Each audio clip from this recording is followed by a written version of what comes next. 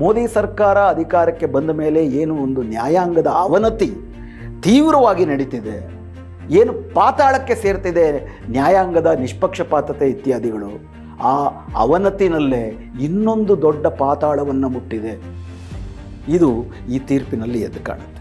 ಈಗ ಕೇಳಬೇಕಾಗಿರುವ ಪ್ರಶ್ನೆ, ಚುನಾವಣಾ ಆಯೋಗ ರೆಪ್ರೆಸೆಂಟೇಷನ್ ಆಫ್ ಪೀಪಲ್ಸ್ ಆ್ಯಕ್ಟ್ 1950 ಮತ್ತು ಎಲೆಕ್ಟ್ರಲ್ ರಿಜಿಸ್ಟ್ರೇಷನ್ ರೂಲ್ಸ್ ಏನಿದೆ 1960 ಇವುಗಳಿಗೆ ಒಳಪಟ್ಟು ಮಾಡ್ತಿದೆಯಾ? ಇಷ್ಟೇ ಕೇಳಬೇಕಾಗಿರೋ ಪ್ರಶ್ನೆ.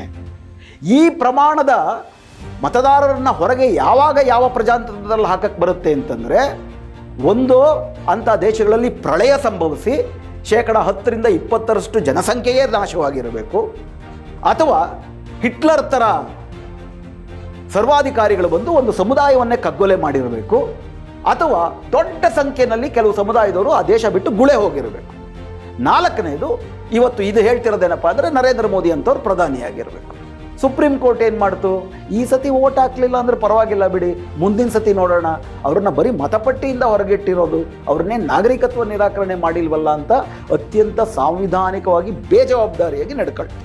ಆಡಳಿತಾರೂಢ BJPಯ ಹಾಗೂ ಸಂಘ ಪರಿವಾರದ ರಾಜಕೀಯ ಮತ್ತು ಆಡಳಿತಾತ್ಮಕ ಅನುಕೂಲಗಳಿಗೆ ತಕ್ಕ ಹಾಗೆಯೇ ಜಡ್ಜ್ಮೆಂಟ್ ಕೊಡ್ತಾ ಬಂದಿದ್ದನ್ನು ನಾವು ಗಮನಿಸಿದ್ವಿ. ಬಾಬ್ರಿ ಮಸೀದಿ ಕೆಡವಿದ್ದು ತಪ್ಪು ಅಂತಲೂ ಹೇಳುತ್ತೆ, ಆದರೆ ಕೊನೆಗೆ ತೀರ್ಮಾನಕ್ಕೆ ಬರಬೇಕಾದ್ರೆ ಇಲ್ಲ, ಬಹುಸಂಖ್ಯಾತರು ಏನೇನು ಹೇಳ್ತಾರೋ ಅದನ್ನೇ ನಾವು ಒಪ್ಕೋಬೇಕಾಗುತ್ತೆ, ನ್ಯಾಯಾಲಯ ಮಧ್ಯಪ್ರವೇಶ ಮಾಡೋಕ್ಕಾಗಲ್ಲ ಅಂತ ಅಂತಿಮವಾಗಿ ಆಡಳಿತಾರೂಢ ಸರ್ಕಾರಕ್ಕೆ ಅನುಕೂಲವಾಗಿ ತೀರ್ಪು ಕೊಡ್ತು. ಆದರೆ ಕನಿಷ್ಠ ಪಕ್ಷ ಪ್ರಾರಂಭದಲ್ಲಿ ತಾವು ಸಂವಿಧಾನ ಪರವಾಗಿದ್ದೀವಿ ಅನ್ನೋ ನಾಟಕವನ್ನಾದರೂ ಮಾಡಿತ್ತು ಆ ಜಡ್ಜ್ಮೆಂಟ್. ಆದರೆ ಈ ಜಡ್ಜ್ಮೆಂಟಲ್ಲಿ ಆ ಥರ ಯಾವ ನಾಟಕಗಳೂ ಇಲ್ಲ.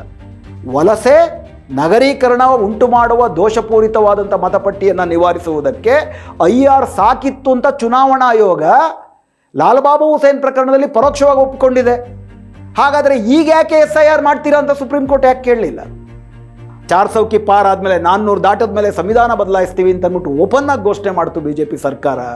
ಇದರಿಂದ ದಲಿತರು, ಮುಸ್ಲಿಮರು, ತಳಹಂತದ OBCಗಳು, ಆದಿವಾಸಿಗಳು ದೊಡ್ಡ ಮಟ್ಟದಲ್ಲಿ, ವಿಶೇಷವಾಗಿ ಉತ್ತರ ಭಾರತದಲ್ಲಿ BJPಗೆ ಓಟ್ ಹಾಕಲಿಲ್ಲ. ಆದ್ದರಿಂದ 400 ಓಟ್ ಬರೋದಿರಲಿ, ಬಹುಮತಕ್ಕೆ ಬೇಕಾಗಿರೋ 272 ಸಿಗದಿರ 240ಕ್ಕೆ ಬಂದರು. ಇದು ಮತ್ತೊಮ್ಮೆ ಆಗಬಾರದು ಅನ್ನುವ ಕಾರಣಕ್ಕಾಗಿ ತಮಗೆ ಯಾರು ಓಟ್ ಹಾಕುವುದಿಲ್ಲವೋ ಅವರಿಗೆ ಮತದಾನವನ್ನೇ ನಿರಾಕರಿಸುವ ಒಂದು ಹೊಸ ಸಂಚಿನ ಭಾಗವಾಗಿ SIRನ 2025ರಲ್ಲಿ ರೂಪಿಸಲಾಯಿತು. ತಮಗೆ ಓಟ್ ಹಾಕದವರು ಮತದಾರರೇ ಅಲ್ಲ. ಇದೇ ಪ್ರಕ್ರಿಯೆಯನ್ನು ಜರ್ಮನಿನಲ್ಲಿ ಹಿಟ್ಲರ್ ಅನುಸರಿಸಿದ್ದ. ಜನರು ಸರ್ಕಾರವನ್ನು ಆಯ್ಕೆ ಮಾಡಿದಾಗ ತಾವು ಅಧಿಕಾರಕ್ಕೆ ಬರಲ್ಲ ಅಂದರೆ ಸರ್ಕಾರವೇ ಜನರನ್ನು ಆಯ್ಕೆ ಮಾಡ್ತಿದೆ. ಯಾರು ಮತದಾರರು, ಯಾರು ಮತದಾರರಲ್ಲ. ಇದು ಪಕ್ಕ ಬೆಳೆಯುತ್ತಿರುವ ಫ್ಯಾಷಿಸಮ್ನ ಒಂದು ನಿದರ್ಶನ. ಈ ಡಿಲಿಮಿಟೇಷನ್ನಲ್ಲಿ ಯಾವ ದಕ್ಷಿಣ ಭಾರತದ ಪ್ರದೇಶದಲ್ಲಿ ತಮಗೆ ಓಟ್ ಬರುವುದಿಲ್ವೋ, ಸೀಟ್ ಬರೋದಿಲ್ವೋ ಅವರ ಪ್ರಾತಿನಿಧ್ಯವೇ ಸಂಸತ್ತಿನಲ್ಲಿ ಕಡಿಮೆ ಆಗುವ ರೀತಿಯಲ್ಲಿ ಡಿಲಿಮಿಟೇಷನ್ ಬರುತ್ತೆ.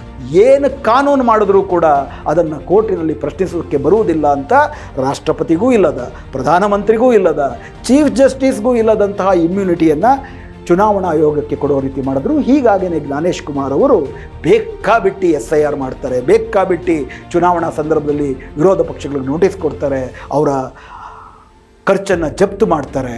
BJP ಕರ್ನಾಟಕದ ಬೂತ್ ಲೆವೆಲ್ ಏಜೆಂಟ್ಗಳಿಗೆ ಕೊಡ್ತಿರುವ ತರಬೇತಿನಲ್ಲಿ ಒಂದು ಪುಸ್ತಕವನ್ನು ಬಿಡುಗಡೆ ಮಾಡಿದೆ. ಆ ಪುಸ್ತಕದಲ್ಲಿ ಅವರು ಸ್ಪಷ್ಟವಾಗಿ ಹೇಳೋದೇನಪ್ಪ ಅಂದರೆ, ಮುಂದಿನ 100 ದಿನಗಳ ಕಾಲ SIR ಪ್ರಕ್ರಿಯೆಯಲ್ಲಿ ನೀವು ಸಮಾಜ ಸೇವೆಗೆ ಕೊಟ್ಟರೆ ಮುಂದಿನ 50 ವರ್ಷಗಳ ಕಾಲ BJP ಅಧಿಕಾರದಲ್ಲಿರುತ್ತೆ. ಅವ್ರು ಬಿಟ್ಕೊಟ್ರೆ ವಿರೋಧ ಪಕ್ಷಗಳು ಗೆಲ್ಲಬಹುದು. ಏನೋ ಚುನಾವಣೆ ನಿಷ್ಪಕ್ಷಪಾತವಾಗಿ ನಡೀತಿದೆ ಅಂತ ಅಂದ್ಬಿಟ್ಟು ಒಂದು ನಾಟಕ ನಡಿಬೇಕಲ್ಲ. ನ್ಯಾಯಸಮ್ಮತವಾದ ರೀತಿಯಲ್ಲಿ, ಪ್ರಜಾತಾಂತ್ರಿಕ ರೀತಿಯಲ್ಲಿ ಚುನಾವಣೆ ನಡೆದು ಗೆದ್ದು ಬಂತು. ಚುನಾವಣೆಯಲ್ಲಿ ಪ್ರತಿಪಕ್ಷಗಳು ಕೂಡ ಸ್ಪರ್ಧಿಸಿದ್ದವು. ಆದ್ದರಿಂದ ಈ ಚುನಾವಣೆ ಅತ್ಯಂತ ನ್ಯಾಯಸಮ್ಮತವಾದದ್ದು ಅಂತ ಅಂದ್ಬಿಟ್ಟು ಜಗತ್ತಿಗೆ ಸೂಚಿಸುವುದಕ್ಕೆ ಚುನಾವಣೆ ನಡೆಯುತ್ತೆ. ಆದರೆ ಶಾಶ್ವತವಾಗಿ ಇಂಟರ್ನಲ್ಲಿ ಒಂದು ಮೆಜಾರಿಟಿ ಬರುವ ರೀತಿ ಎಲ್ಲವನ್ನು ಮ್ಯಾನಿಪುಲೇಟ್ ಮಾಡಿಡಲಾಗಿದೆ. ಇದು ಸಂಪೂರ್ಣವಾಗಿ ಏಕಪಕ್ಷೀಯವಾಗಿ ಚುನಾವಣಾ ಆಯೋಗದ ಮೋದಿ ಸರ್ಕಾರದ ಅನ್ಯಾಯವನ್ನು ಎತ್ತಿ ಹಿಡಿಯುವುದಕ್ಕೆ, ಬೇರೆಯವರೆಲ್ಲರ ವಾದವನ್ನು ತಿರಸ್ಕರಿಸುವುದು, ಪ್ರತಿಯೊಂದು ನಾವೇನು ಚರ್ಚೆ ಮಾಡಿದ್ದೀವಿ ಅದೇ ಆಗಿದೆ. ಇಂಥ ಜುಡಿಷಿಯರಿ ನಮ್ಮ ರಕ್ಷಣೆಗೆ ಬರುವುದಿಲ್ಲ. ಫ್ಯಾಸಿಸ್ಟ್ ಕಾಲದಲ್ಲಿ ಎಲ್ಲ ಸಾಂವಿಧಾನಿಕ ಸಂಸ್ಥೆಗಳು ಫ್ಯಾಸಿಸಮ್ನ ಪರವಾಗಿರುತ್ತೆ. ನಮಸ್ಕಾರ ವೀಕ್ಷಕರೇ, ಸಮಕಾಲೀನದ 575ನೇ ಕಂತಿಗೆ ನಿಮಗೆ ಸ್ವಾಗತ. ಇದೇ ಮೇ 27ನೇ ತಾರೀಕು ಭಾರತದ ಸುಪ್ರೀಂ ಕೋರ್ಟ್ನ ದ್ವಿಸದಸ್ಯ ಪೀಠ, ಅದರಲ್ಲಿ ಭಾರತದ ಮುಖ್ಯ ನ್ಯಾಯಾಧೀಶರಾದಂಥ ನ್ಯಾಯಮೂರ್ತಿ ಸೂರ್ಯಕಾಂತ್ ಅವರು ಮತ್ತು ನ್ಯಾಯಮೂರ್ತಿ ಬಾಗ್ಚಿ ಅವರು ಈ ದೇಶದಲ್ಲಿ 2025 ಜೂನ್ನಿಂದ ಒಂದು ದೊಡ್ಡ ಬಗೆಯ ಅರಾಜಕತೆಯನ್ನು ಹಾಗೂ ಈ ದೇಶದ ದಮನಿತರಲ್ಲಿ ವಂಚಿತ ಸಮುದಾಯದಲ್ಲಿ ಅತ್ಯಂತ ದೊಡ್ಡ ಆತಂಕವನ್ನು ಸೃಷ್ಟಿ ಮಾಡಿರುವ ಚುನಾವಣಾ ಆಯೋಗ ಶುರು ಮಾಡಿರೋ SIR ಪ್ರಕ್ರಿಯೆ, special intensive revision of voter list, ಇದರ ಬಗ್ಗೆ ನಾವು ಈಗಾಗಲೇ 4-5 ಎಪಿಸೋಡ್ಗಳನ್ನು ಮಾಡಿದ್ದೀವಿ. ಈಗ SIR ಅಂದರೆ ಏನು ಅಂತ ಕೇಳುವ ಪರಿಸ್ಥಿತಿನಲ್ಲಿ ವಿಶೇಷವಾಗಿ ಜಾಗೃತ ಕರ್ನಾಟಕ ಜನತೆ ಇಲ್ಲವೇ ಇಲ್ಲ. ಯಾಕಂದರೆ ಇದ್ರ ಬಗ್ಗೆ ಸಾಕಷ್ಟು ಪ್ರಚಾರಗಳು ಈಗಾಗಲೇ ನಡೆದಿದೆ. ಮತಪಟ್ಟಿಗಳನ್ನು ಕಾಲಕ್ಕೆ ಪರಿಷ್ಕರಣೆಯನ್ನು ಮಾಡ್ತಾಯಿದ್ರು.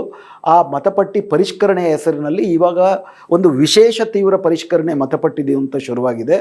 ಅದು ಈ ಹಿಂದಿನ ಪರಿಷ್ಕರಣೆಗಳಿಗಿಂತ ಭಿನ್ನವಾಗಿ ಈ ದೇಶದ ಪ್ರತಿಯೊಬ್ಬ ಪ್ರಜೆಯ ನಾಗರಿಕತ್ವವನ್ನೇ ಪರಿಶೀಲನೆ ಮಾಡಿ ಅದಕ್ಕೆ ನಿರ್ದಿಷ್ಟವಾಗಿ 11 ದಾಖಲೆಗಳಲ್ಲಿ ಒಂದನ್ನು ಕೊಡಬೇಕು ಅಂತ ಕಡ್ಡಾಯ ಮಾಡಿ, ಅದನ್ನು ಕೊಡಲಿಲ್ಲ ಅಂದರೆ ನಾಗರಿಕರೇ ಅಲ್ಲ ಅಂಥೇಳಿ ಅವರನ್ನು ಮತಪಟ್ಟಿಯಿಂದ ಹೊರಹಾಕುವ ಮತ್ತು ಆ ನಂತರ ನಾಗರಿಕತ್ವದಿಂದಲೇ ಹೊರಹಾಕುವಂತಹ ಒಂದು ಪ್ರಕ್ರಿಯೆಯನ್ನು SIR ಹೆಸರಿನಲ್ಲಿ ಚುನಾವಣಾ ಆಯೋಗ ಮೊದಲು ಬಿಹಾರದಲ್ಲಿ 2025 ಜೂನ್ನಲ್ಲಿ, ಅದಾದ ನಂತರ ನವೆಂಬರ್ನಿಂದ 12 ರಾಜ್ಯಗಳಲ್ಲಿ ಹಾಗೂ ಇದೇ ಜೂನ್ನಿಂದ ಇನ್ನು 16 ರಾಜ್ಯಗಳಲ್ಲಿ ಪ್ರಾರಂಭ ಆಗ್ತಿದೆ. ಕರ್ನಾಟಕದಲ್ಲೂ ಕೂಡ ಜೂನ್ನಿಂದ ಅಧಿಕೃತವಾಗಿ SIRನ ಮೊದಲನೇ ಕಾಲಘಟ್ಟ ಪ್ರಾರಂಭ ಆಗಲಿದೆ. ಎನ್ಯೂಮರೇಷನ್ ಫೇಸು ಇತ್ಯಾದಿಗಳೆಲ್ಲ ಕೊಡುವಂಥದ್ದು. ಬಟ್ ಮ್ಯಾಪಿಂಗು ಕರ್ನಾಟಕದಲ್ಲೂ ಕೂಡ ನವೆಂಬರಿಂದಲೇ ಶುರುವಾಗಿದೆ.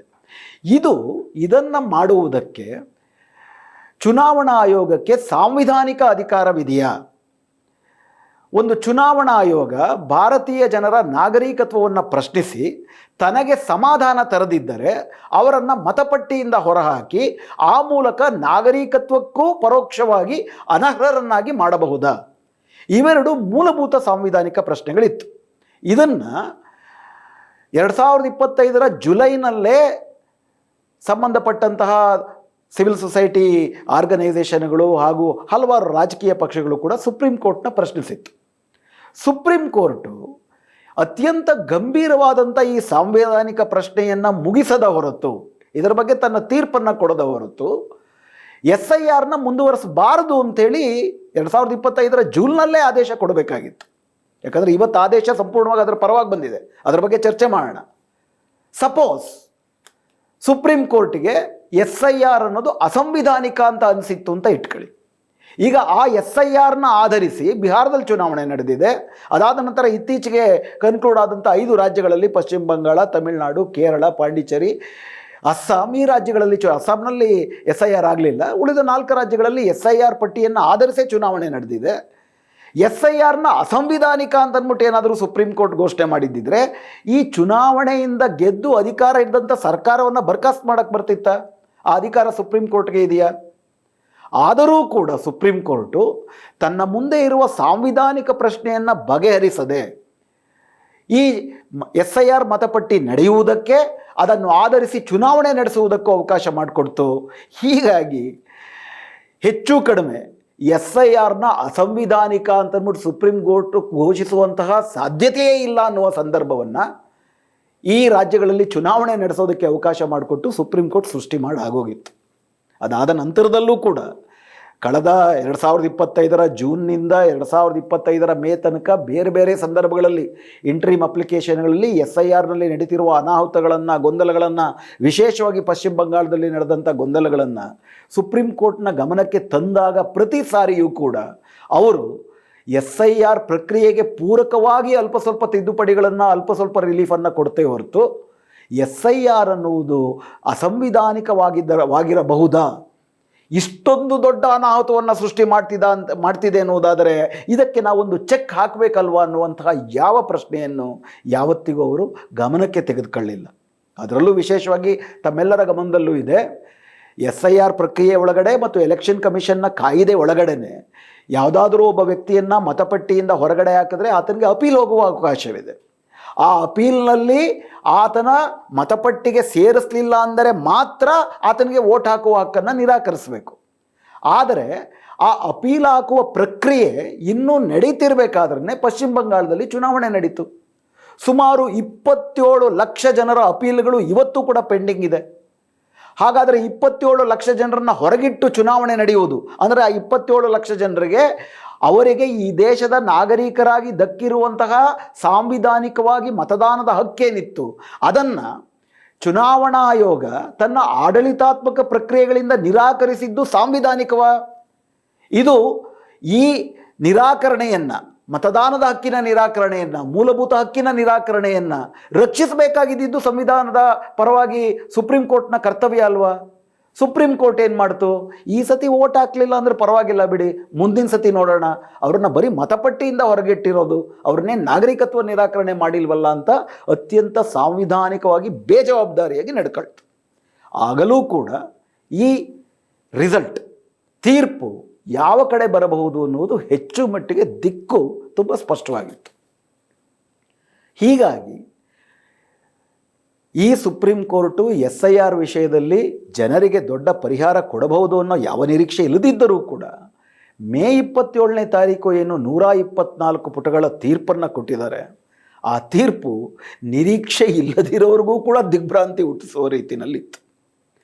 ಒಂದು, ಆ ತೀರ್ಪು ಸಾರಾಸಗಟು ಚುನಾವಣಾ ಆಯೋಗ ಮಾಡುತ್ತಿರುವ ಪ್ರತಿಯೊಂದನ್ನು ಎತ್ತಿ ಹಿಡಿದಿರುವುದು ಮಾತ್ರವಲ್ಲದೆ, ಮೋದಿ ಸರ್ಕಾರ ಅಧಿಕಾರಕ್ಕೆ ಬಂದ ಮೇಲೆ 2014 ನಂತರ ಸುಪ್ರೀಂ ಕೋರ್ಟು ಏನು ಒಂದು ಪ್ರಮುಖವಾದಂಥ ವಿಷಯಗಳಲ್ಲಿ, ಅಯೋಧ್ಯ ಇರ್ಬೋದು, UAPA ರೆಜಿಮ್ ಇರ್ಬೋದು, ಜಮೀನು ಇರ್ಬೋದು, ಅದರ ಬಗ್ಗೆ ಜಾಮೀನು ಸಿಗುವ ಪ್ರಕ್ರಿಯೆಗಳಿರ್ಬೋದು, ಕಾಶ್ಮೀರದ ವಿಷಯ ಇರ್ಬೋದು, EWS ಮೇಲ್ಮಧ್ಯಮ ವರ್ಗಕ್ಕೆ ಮೀಸಲಾತಿಯನ್ನು ಕೊಡುವಂತಹ ವಿಷಯ ಇರ್ಬೋದು, ಈ ಎಲ್ಲ ವಿಷಯಗಳಲ್ಲಿ ಆಡಳಿತಾರೂಢ BJPಯ ಹಾಗೂ ಸಂಘ ಪರಿವಾರದ ರಾಜಕೀಯ ಮತ್ತು ಆಡಳಿತಾತ್ಮಕ ಅನುಕೂಲಗಳಿಗೆ ತಕ್ಕ ಹಾಗೆಯೇ ಜಡ್ಜ್ಮೆಂಟ್ ಕೊಡ್ತಾ ಬಂದಿದ್ದನ್ನು ನಾವು ಗಮನಿಸಿದ್ದೀವಿ.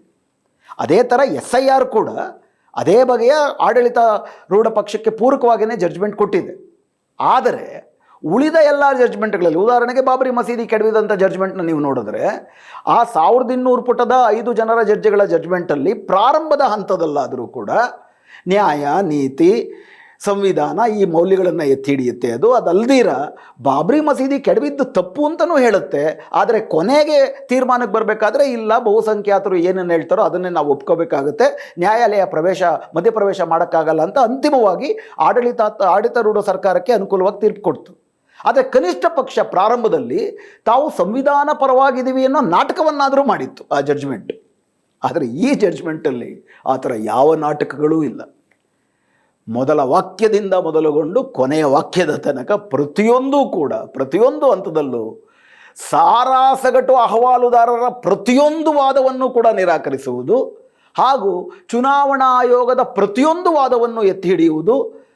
ಈ ಪ್ರಕ್ರಿಯೆಯಲ್ಲಿ ಅಹವಾಲುದಾರರು ಹೆಂಗೆ ಚುನಾವಣಾ ಆಯೋಗ ಅತಿ ದೊಡ್ಡ ಆಪತ್ತುಗಳನ್ನು, ಪ್ರಮಾದವನ್ನು ಮಾಡ್ತಾ ಇದೆ, ಸಾಂವಿಧಾನಾತ್ಮಕವಾಗಿ ಕಾನೂನಾತ್ಮಕವಾಗಿ ಅಂತ ಗಮನಕ್ಕೆ ಹಲವಾರು ವಿಷಯಗಳನ್ನು, ಸಾಕ್ಷಿ, ಪುರಾವೆ, ಕಾನೂನು, ಸಂವಿಧಾನಾತ್ಮಕ ಮೌಲ್ಯಗಳನ್ನು ಆಧರಿಸಿ ಗಮನಕ್ಕೆ ತಂದರೆ ಅದನ್ನು ಬರೀ ಪ್ರಸ್ತಾಪ ಮಾಡಿ ಅದ್ರ ಜೊತೆ ಎಂಗೇಜೇ ಮಾಡದಿರ ಅದಕ್ಕೆ ಪ್ರತಿಯಾಗಿ ಚುನಾವಣಾ ಆಯೋಗ ಹೇಳಿದ್ದನ್ನೇ ಪರಮಸತ್ಯ ಅಂತ ಭಾವಿಸಿ ಅತ್ಯಂತ ಏಕಪಕ್ಷೀಯವಾದಂಥ ಆಡಳಿತಾರೂಢ ಪಕ್ಷಕ್ಕೆ ಅನುಕೂಲವಾಗುವಂತಹ ಒಂದು ತೀರ್ಪನ್ನು ಕೊಟ್ಟಿದೆ.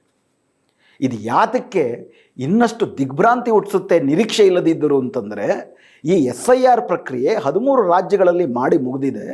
ಸುಮಾರು 7.5 ಕೋಟಿ ಜನರನ್ನ ಅದು ಮತಪಟ್ಟಿಯಿಂದ ಹೊರದಬ್ಬಿದೆ. ಪಶ್ಚಿಮ ಬಂಗಾಳದಲ್ಲಂತೂ ಸುಪ್ರೀಂ ಕೋರ್ಟಿನ ಸುಫರ್ದಿನಲ್ಲೇ ನಡೆದಂಥ SIRನ ಮೇಲುಸ್ತುವಾರಿ ಪ್ರಕ್ರಿಯೆಯಲ್ಲೂ ಕೂಡ 27 ಲಕ್ಷ ಜನರನ್ನು ಆಡಳಿತಾತ್ಮಕ ವೈಫಲ್ಯದ ಕಾರಣಕ್ಕಾಗಿ ಹೊರಗಿಡಲಾಗಿದೆ. ಇಷ್ಟು ಬಗೆಯ ಅನಾಹುತಗಳು ನಡೀತಿರಬೇಕಾದ್ರೆ SIRನಲ್ಲಿ ಲೋಪವಿರಬಹುದಾದಂಥ ಒಂದು ಪ್ರಶ್ನೆಯನ್ನೂ ಕೂಡ ಸುಪ್ರೀಂ ಕೋರ್ಟು ಹಾಕ್ಕೊಂಡೇ ಇಲ್ಲ. ಕಣ್ಣೆದುರಿಗೆ ನಡೀತಿದೆ, ಅರಾಜಕವಾದಂಥ ಆತಂಕಗಳು ನಡೀತಾ ಇದೆ. ಆದರೆ ಎಲ್ಲವೂ ಚೆನ್ನಾಗಿ ಸಮಾಧಾನಕವಾಗಿ ಸಬ್ ಚಂಗಾಸಿ ಅಂತ ಮೋದಿಯವರು ಏನು ಹೇಳ್ತಾರೆ, ಸುಪ್ರೀಂ ಕೋರ್ಟ್ನ ಚೀಫ್ ಜಸ್ಟಿಸ್ ಆದಂಥ ಸೂರ್ಯಕಾಂತ್ ಅವರು ಸಬ್ ಚಂಗಾಸಿ, SIRಲ್ಲಿ ಸಬ್ ಚಂಗಾಸಿ ಎನ್ನುವಂತಹ ತೀರ್ಪನ್ನೇ ಕೊಟ್ಟಿದೆ. ಹೀಗಾಗಿ ಇದು ಪ್ರಾಯಶಃ ಈ ತೀರ್ಪು ಮೋದಿ ಸರ್ಕಾರ ಅಧಿಕಾರಕ್ಕೆ ಬಂದ ಮೇಲೆ ಏನು ಒಂದು ನ್ಯಾಯಾಂಗದ ಅವನತಿ ತೀವ್ರವಾಗಿ ನಡೀತಿದೆ, ಏನು ಪಾತಾಳಕ್ಕೆ ಸೇರ್ತಿದೆ ನ್ಯಾಯಾಂಗದ ನಿಷ್ಪಕ್ಷಪಾತತೆ ಇತ್ಯಾದಿಗಳು, ಆ ಅವನತಿನಲ್ಲೇ ಇನ್ನೊಂದು ದೊಡ್ಡ ಪಾತಾಳವನ್ನು ಮುಟ್ಟಿದೆ. ಇದು ಈ ತೀರ್ಪಿನಲ್ಲಿ ಎದ್ದು ಕಾಣುತ್ತೆ. ಈಗ ಆ ತೀರ್ಪು ಯಾತಕ್ಕೆ ಈ ತೀರ್ಮಾನಕ್ಕೆ ಬರಬೇಕಾಗುತ್ತೆ ಅನ್ನೋದನ್ನು ಅರ್ಥ ಮಾಡ್ಕೊಳ್ಳೋದಾದರೆ, ಸುಪ್ರೀಂ ಕೋರ್ಟ್ನ ಮುಂದೆ ಪ್ರಧಾನವಾಗಿ 4 ಪ್ರಶ್ನೆಗಳಿತ್ತು. ಮೊದಲನೇ ಪ್ರಶ್ನೆ, ಈ SIR ಅನ್ನುವಂತಹ ಪ್ರಕ್ರಿಯೆಯನ್ನು ನಡೆಸುವುದಕ್ಕೆ, ವಿಶೇಷ ತೀವ್ರ ಮತಪಟ್ಟಿ ಪರಿಷ್ಕರಣೆಯನ್ನು ನಡೆಸುವುದಕ್ಕೆ ಚುನಾವಣಾ ಆಯೋಗಕ್ಕೆ ಸಾಂವಿಧಾನಿಕವಾದಂಥ ಅಧಿಕಾರ ಇದೆಯಾ? ಎರಡನೆಯದು, SIR ಮಾಡುವುದಕ್ಕೆ ಏನು ಕಾರಣಗಳನ್ನು ಕೊಡಲಾಗಿದೆ ಅದು ಕಾನೂನುಬದ್ಧವಾಗಿದೆಯಾ? ಮೂರನೇದು, ಈ SIRನ ಮಾಡುವುದಕ್ಕೆ ಏನು ಪ್ರಕ್ರಿಯೆಗಳನ್ನು, ಕಾಲಮಿತಿಯನ್ನು ಅದು ವಿಧಿಸಿಕೊಂಡಿದೆ, ಇದು ಸೂಕ್ತವಾಗಿದೆಯಾ? ನಾಲ್ಕನೇದು, ಈ SIR ಪ್ರಕ್ರಿಯೆಯಲ್ಲಿ ಚುನಾವಣಾ ಆಯೋಗ ನಾಗರಿಕತ್ವ ಪರಿಶೀಲನೆಯನ್ನು ಮಾಡಬಹುದಾ? ಈ 4 ಪ್ರಮುಖ ಪ್ರಶ್ನೆಗಳು. ಇದರ ಅಡಿನಲ್ಲೇನೆ ಏನು ಪ್ರಕ್ರಿಯೆಗಳನ್ನು ಅನುಸರಿಸಲಾಗಿದೆ, ಇದರಿಂದ ಜನರಿಗೆ ದೊಡ್ಡ ಭಾರ ಉಂಟಾಗ್ತಾ ಇದೆಯಾ? ನಾಗರಿಕತ್ವವನ್ನು ಸಾಬೀತು ಮಾಡುವುದಕ್ಕೆ ಏನು ಸರ್ಕಾರ, ಚುನಾವಣಾ ಆಯೋಗ 11 ದಾಖಲೆಗಳ ಪಟ್ಟಿಯನ್ನು ಮಾಡಿದೆ, ಆ 11 ದಾಖಲೆಗಳ ಡಾಕ್ಯುಮೆಂಟ್ ರೆಜಿಮ್ ಏನಿದೆ ಅದು ಸೂಕ್ತವಾಗಿದೆಯಾ, ಕಾನೂನುಬದ್ಧವಾಗಿದೆಯಾ? ಆ ರೀತಿ ಇಂತಿಂಥ ದಾಖಲೆಗಳನ್ನೇ ಕೊಡತಕ್ಕದ್ದು ಅಂತಂದ್ಬಿಟ್ಟು ಹೇಳುವಂತಹ ಆ ದಾಖಲೆಗಳನ್ನು ಕೊಡಲಿಲ್ಲ ಅಂತಂದರೆ ಮತಪಟ್ಟಿಯಿಂದ ಹೊರದಬ್ಬುವ ಅಧಿಕಾರ ಚುನಾವಣಾ ಆಯೋಗಕ್ಕಿದೆಯಾ? ಹಾಗೂ ಅಂತಿಮವಾಗಿ ಏನು ಕಾರಣಗಳನ್ನು ಮುಂದಿಡಲಾಗಿದೆ ಈ SIRನ ಮಾಡಲಿಕ್ಕೆ? ಪ್ರಧಾನವಾಗಿ ಅವರು ಮುಂದಿಟ್ಟಿರೋ ಕಾರಣ 2002ರಲ್ಲಿ ಇಂಟೆನ್ಸಿವ್ ರಿವಿಷನ್ನ ಮಾಡಾದ ಮೇಲೆ ಈ ದೇಶದಲ್ಲಿ ಆ ಬಗೆಯ ತೀವ್ರ ಪರಿಷ್ಕರಣೆಯನ್ನು ಮಾಡಿಲ್ಲ. ವಿಶೇಷ ತೀವ್ರ ಪರಿಷ್ಕರಣೆ ಎಲ್ಲ ಅದ್ರ ಬಗ್ಗೆ ಮಾತಾಡೋಣ. ತೀವ್ರ ಪರಿಷ್ಕರಣೆಯನ್ನು ಮಾಡಲಿಲ್ಲ. ಆದರೆ ಈ ಅವಧಿನಲ್ಲಿ ಈ ದೇಶದಲ್ಲಿ ಸಿಕ್ಕಾಪಟ್ಟೆ ನಗರೀಕರಣ ಆಗಿದೆ, ಸಿಕ್ಕಾಪಟ್ಟೆ ವಲಸೆ ಹೋಗಿದ್ದಾರೆ. ಆದ್ದರಿಂದ ಒಂದು ತೀವ್ರ ಪರಿಷ್ಕರಣೆಯ ಅಗತ್ಯ ಇತ್ತು ಅಂತ ಏನು ಹೇಳ್ತಿದ್ದಾರೆ. ಈ ಬಗೆಯ ತೀವ್ರ ಪರಿಷ್ಕರಣೆಗೆ ಭಿನ್ನವಾದಂಥ ನಗರೀಕರಣ ಮತ್ತು ವಲಸೆಯಿಂದ ಆದಂಥ ಹಲವಾರು ಗೊಂದಲಗಳನ್ನು ಕಡಿಮೆ ಮಾಡಿ ಮತಪಟ್ಟಿಯನ್ನು ಪರಿಷ್ಕರಿಸುವುದಕ್ಕೆ ಸೂಕ್ತವಾದಂಥ, ಇಷ್ಟು ತೀವ್ರವಾಗಿ ಜನರಿಗೆ ಅನಾಹುತ ಮಾಡದಂಥ ಮತ್ತೊಂದು ಪರ್ಯಾಯ ಮಾರ್ಗವಿರಲಿಲ್ಲವಾ? ಈ ಪ್ರಶ್ನೆಗಳನ್ನು ಮುಂದಿಟ್ಟುಕೊಂಡು ತೀರ್ಪು ತನ್ನ ಸುಪ್ರೀಂ ಕೋರ್ಟ್ನ 2 ಜಡ್ಜಿಗಳು ಕೂಡ ತಮ್ಮ 124 ಪುಟದ ತೀರ್ಪುಗಳನ್ನು ಕೊಟ್ಟಿದ್ದಾರೆ. ನಿಜಕ್ಕೂ ಈ ತೀರ್ಪನ್ನು ಇವರು ಕೊಡಬೇಕಾದ್ರೆ ಸಾಂವಿಧಾನಿಕ ಮೌಲ್ಯಗಳನ್ನು ಅನುಸರಿಸಲಾಗಿದೆಯಾ? ಪ್ರಜಾತಾಂತ್ರಿಕ ಮೌಲ್ಯಗಳನ್ನು ಅನುಸರಿಸಲಾಗಿದೆಯಾ? ಕಾನ್ಸ್ಟಿಟ್ಯೂಷನಲ್ ಮೊರಾಲಿಟಿ, ಸಾಂವಿಧಾನಿಕ ನೈತಿಕತೆಯನ್ನು ಇದರಲ್ಲಿ ಅನುಸರಿಸಲಾಗಿದೆಯಾ? ಹಾಗೂ ತಮ್ಮ ಕಣ್ಣೆದುರಿಗೆ ಕಳೆದ 1 ವರ್ಷದಲ್ಲಿ ಅವರ ಉಸ್ತುವಾರಿನಲ್ಲೇ, ಅವರ ಗಮನಕ್ಕೇ ಎಲ್ಲರೂ ಕೂಡ ಕರ್ಕೊಂಡೋಗಿ ಮುಂದಿಟ್ಟು ಮಾತಾಡಿದ್ದಾರೆ. ಈ ಅನಾಹುತಗಳನ್ನು ಸುಪ್ರೀಂ ಕೋರ್ಟ್ ಗಮನಕ್ಕೆ ತೆಗೆದುಕೊಂಡು ಏನಾದರೂ ತಿದ್ದುಪಡಿಗಳನ್ನು ತೀರ್ಪಲ್ಲಿ ಸೂಚಿಸಲಿದೆಯಾ ಅನ್ನೋ ವಿಷಯವನ್ನು ಈಗ ನಾವು ಚರ್ಚೆ ಮಾಡೋಣ. ಮೊದಲನೇದಾಗಿ, SIR ನಡೆಸುವುದಕ್ಕೆ ಸಾಂವಿಧಾನಿಕವಾದಂಥ ಅಧಿಕಾರ ಇದೆಯಾ? ಸಂವಿಧಾನದ ಆರ್ಟಿಕಲ್ 324, 325 ಮತ್ತು 326 ಈ ದೇಶದಲ್ಲಿ ರಾಷ್ಟ್ರಪತಿ ಚುನಾವಣೆ, ಉಪರಾಷ್ಟ್ರಪತಿ ಚುನಾವಣೆ, ಲೋಕಸಭಾ ಚುನಾವಣೆ, ರಾಜ್ಯಸಭಾ ಚುನಾವಣೆ ಮತ್ತು ರಾಜ್ಯಗಳ ಶಾಸನಸಭಾ ಚುನಾವಣೆಗಳಿಗೆ ಸಂಬಂಧಪಟ್ಟಂಥ ಪ್ರತಿಯೊಂದನ್ನು ಕೂಡ, ಅದರಲ್ಲಿ ಮತಪಟ್ಟಿ ತಯಾರಿ, ಚುನಾವಣಾ ವೇಳಾಪಟ್ಟಿಯನ್ನು ಹೇಳುವಂಥದ್ದು, ಮಾಡೆಲ್ ಕೋಡ್ ಆಫ್ ಕಂಡಕ್ಟನ್ನು ರೂಪಿಸುವಂಥದ್ದು, ಹಾಗೂ ಒಟ್ಟಾರೆ ಚುನಾವಣಾ ಪ್ರಕ್ರಿಯೆಗಳ ಉಸ್ತುವಾರಿಯನ್ನು ಮಾಡುವುದು, ರಿಸಲ್ಟ್ ಅನೌನ್ಸ್ ಮಾಡುವುದು. ಅಂದರೆ ಮತಪಟ್ಟಿ ತಯಾರಿಯಿಂದ ಮೊದಲುಗೊಂಡು ಚುನಾವಣೆಯಲ್ಲಿ ಗೆಲುವಿನ ಅನೌನ್ಸ್ ಮಾಡುವವರೆಗೆ ಈ ಇಷ್ಟೂ ಪ್ರಕ್ರಿಯೆಗಳ ಮೇಲುಸ್ತುವಾರಿ, ನಿರ್ದೇಶನ ಮತ್ತು ನಿಯಂತ್ರಣ, ಈ 3 ಕೂಡ ಚುನಾವಣಾ ಆಯೋಗಕ್ಕೆ ಕೊಡಲಾಗಿದೆ. ಆರ್ಟಿಕಲ್ 327ರಲ್ಲಿ ಇವೆಲ್ಲವನ್ನೂ ಕೂಡ ಚುನಾವಣಾ ಆಯೋಗ ಮಾಡಬೇಕಾದರೆ ಕಾಲಕಾಲಕ್ಕೆ ಚುನಾವಣಾ ಆಯೋಗ ಇದನ್ನು ಮಾಡುವುದಕ್ಕೆ ಸಂಸತ್ತಿನಲ್ಲಿ ಏನು ಕಾನೂನುಗಳನ್ನ ಮಾಡ್ತಾರೆ ಆ ಕಾನೂನಿಗೆ ಒಳಪಟ್ಟು ಇದನ್ನು ಮಾಡತಕ್ಕದ್ದು. ಈಗ ಈ ವಿಷಯದಲ್ಲಿ 2 ಪ್ರಮುಖವಾದಂಥ ಅಂಶಗಳನ್ನು ಸುಪ್ರೀಂ ಕೋರ್ಟ್ನ ಮುಂದೆ ತರಲಾಯಿತು. ಮೊದಲನೇದಾಗಿ, ಇದರ ಬಗ್ಗೆ ಯಾವುದೇ ಮತಪಟ್ಟಿಯನ್ನು ತಯಾರಿಸುವುದಕ್ಕೆ, ಮತಪಟ್ಟಿಗೆ ಬೇಕಾದ ಆ ತಯಾರಿಯನ್ನು ಪರಿಷ್ಕರಣೆಗೆ ಮಾಡುವುದಕ್ಕೆ ಬೇಕಾದ ಪ್ರಕ್ರಿಯೆಗಳನ್ನು ಅನುಸರಿಸುವುದಕ್ಕೆ ಸಂಸತ್ತಿನ ಕಾನೂನನ್ನು ಕೂಡ ಮೀರಿ ತನಗೆ ಬೇಕಾದಂಥ ಕಾನೂನನ್ನು ರಚಿಸಿಕೊಳ್ಳುವುದಕ್ಕೆ ಚುನಾವಣಾ ಆಯೋಗಕ್ಕೆ ಅಧಿಕಾರವಿದೆಯಾ? ಆ ಥರದ ಅಟಾನಮಿ, ಸ್ವಾಯತ್ತತೆ ಚುನಾವಣಾ ಆಯೋಗಕ್ಕಿದೆಯಾ? ಆ ಥರ ಸ್ವಾಯತ್ತತೆ ಇದ್ದರೆ ಚುನಾವಣಾ ಆಯೋಗಕ್ಕೆ ಆರ್ಟಿಕಲ್ 327ರಲ್ಲಿ ಇವೆಲ್ಲವನ್ನು ಕೂಡ ಸಂಸತ್ತಿನ ನಿಯಮಗಳಿಗೆ ಒಳಪಟ್ಟು, ಕಾನೂನಿಗೆ ಒಳಪಟ್ಟು ಮಾಡಬೇಕು ಅನ್ನೋದಕ್ಕೆ ಅರ್ಥ ಏನಿದೆ? ಈ ಪ್ರಶ್ನೆಗಳನ್ನು ಕೂಲಂಕುಷವಾಗಿ ಸುಪ್ರೀಂ ಕೋರ್ಟಿನ ಮುಂದೆ ಇಡಲಾಯಿತು. ಆದರೆ ಸುಪ್ರೀಂ ಕೋರ್ಟು ಇದರಲ್ಲಿ ಸ್ಪಷ್ಟವಾಗಿ ಹೇಳುವುದೇನಪ್ಪ ಅಂದರೆ, ನಮ್ಮ ಸಂವಿಧಾನ ಚುನಾವಣಾ ಆಯೋಗಕ್ಕೆ ಒಂದು ಸಾಪೇಕ್ಷವಾದಂಥ ಸ್ವಾಯತ್ತತೆ ಕೊಟ್ಟಿರುವ ಕಾರಣವೇ ಏನಪ್ಪ ಅಂತಂದರೆ, ಫ್ರೀ ಆ್ಯಂಡ್ ಫೇರ್ ಎಲೆಕ್ಷನ್ ನಡೆಸಬೇಕು. ಅಂದರೆ ಮುಕ್ತ ಮತ್ತು ನಿರ್ಭೀತ ಚುನಾವಣೆಯನ್ನು ನಡೆಸಬೇಕು ಹಾಗೂ ಅದಕ್ಕಾಗಿ ಅರ್ಹ ಮತದಾರರೆಲ್ಲರನ್ನು ಒಳಗೊಳ್ಳಬೇಕು, ಅನರ್ಹ ಮತದಾರರನ್ನು ಹೊರಗಿಡಬೇಕು. ಇದು ನಮ್ಮ ಸಂವಿಧಾನ ಕೊಟ್ಟಿರುವಂತಹ ಅಧಿಕಾರ, ಸ್ವಾತಂತ್ರ್ಯ. ಆ ಸ್ವಾತಂತ್ರ್ಯಕ್ಕೆ ಚ್ಯುತಿ ಇಲ್ಲದಂತೆ ಸಂಸತ್ತು ಕಾನೂನು ಮಾಡ್ಬೋದು. ಆ ಕಾನೂನನ್ನು ಈಗಲೇ ಮಾಡಲಾಗಿದೆ. ಅದು 1950ರ ರೆಪ್ರೆಸೆಂಟೇಷನ್ ಆಫ್ ಪೀಪಲ್ಸ್ ಆ್ಯಕ್ಟು. ಅದಕ್ಕೆ 1956ರಲ್ಲಿ ತಂದಂಥ ತಿದ್ದುಪಡಿ, ಅದರಲ್ಲೂ ವಿಶೇಷವಾಗಿ 21/3 ಹಾಗೂ 1960ರ ಮತಪಟ್ಟಿ ಪರಿಷ್ಕರಣಾ ನಿಯಮಗಳು. ಇವೆಲ್ಲವೂ ಈಗಾಗಲೇ ಸಂಸತ್ತಿನ ನಿಯಮಗಳಾಗಿದ್ದಾವೆ. ಈಗ ಕೇಳಬೇಕಾಗಿರುವ ಪ್ರಶ್ನೆ, ಚುನಾವಣಾ ಆಯೋಗ ರೆಪ್ರೆಸೆಂಟೇಷನ್ ಆಫ್ ಪೀಪಲ್ಸ್ ಆ್ಯಕ್ಟ್ 1950 ಮತ್ತು ಎಲೆಕ್ಟ್ರಲ್ ರಿಜಿಸ್ಟ್ರೇಷನ್ ರೂಲ್ಸ್ ಏನಿದೆ 1960 ಇವುಗಳಿಗೆ ಒಳಪಟ್ಟು ಮಾಡ್ತಿದೆಯಾ? ಇಷ್ಟೇ ಕೇಳಬೇಕಾಗಿರೋ ಪ್ರಶ್ನೆ. ಇದಕ್ಕೆ ಒಳಪಟ್ಟು ಸಂವಿಧಾನ ತನಗೆ ಕೊಟ್ಟಿರುವ ಮುಕ್ತ ಮತ್ತು ನಿರ್ಭೀತ ಚುನಾವಣೆ ಮತ್ತು ಅರ್ಹ ಮತದಾರರನ್ನು ಒಳಗೊಳ್ಳುವ, ಅನರ್ಹ ಮತದಾರರನ್ನು ತೆಗೆದುಹಾಕುವ ಪ್ರಕ್ರಿಯೆಗಳಿಗೆ ತನಗೆ ಬೇಕಾದಂಥ ತಿದ್ದುಪಡಿಗಳನ್ನು ಅದನ್ನು ಮಾಡ್ಕೊಳ್ಳೋದಕ್ಕೆ ಅಧಿಕಾರ ಇದೆ.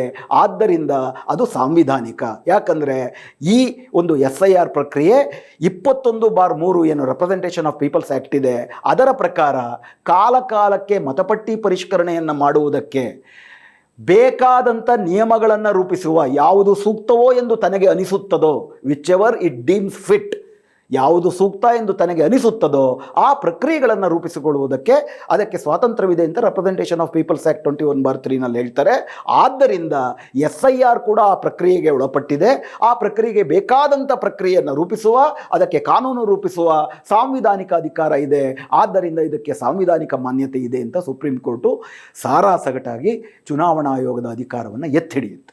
ಇದರಲ್ಲಿ ಅತಿ ಮುಖ್ಯವಾಗಿ ಸುಪ್ರೀಂ ಕೋರ್ಟು ಗಾಂಧಾರಿ ಕುರುಡಿನಿಂದ ಸಂಪೂರ್ಣವಾಗಿ ಅದನ್ನು ಮರೆಮಾಚಿರುವ ವಿಷಯ ಏನಪ್ಪ ಅಂದರೆ, ಏನು ಸುಪ್ರೀಂ ಕೋರ್ಟಿನ ಆದೇಶ ಇವರ ಅಧಿಕಾರವನ್ನು ಎತ್ತಿಡಿಯುತ್ತೆ, ಸಂವಿಧಾನ ಚುನಾವಣಾ ಆಯೋಗಕ್ಕೆ ಅಧಿಕಾರ ಕೊಟ್ಟಿರುವುದೇ ಫ್ರೀ ಆ್ಯಂಡ್ ಫೇರ್ ಎಲೆಕ್ಷನ್ ಹಾಗೂ ಅರ್ಹ ಮತದಾರರೆಲ್ಲರೂ ಕೂಡ ಒಳಗೊಳ್ಳಬೇಕು. ಇವೆಲ್ಲಕ್ಕೂ ಸೂಕ್ತವಾಗಿ ಇರಲಿ ಅಂತ ಆ ಅಧಿಕಾರವನ್ನು ಕೊಟ್ಟಿದೆ.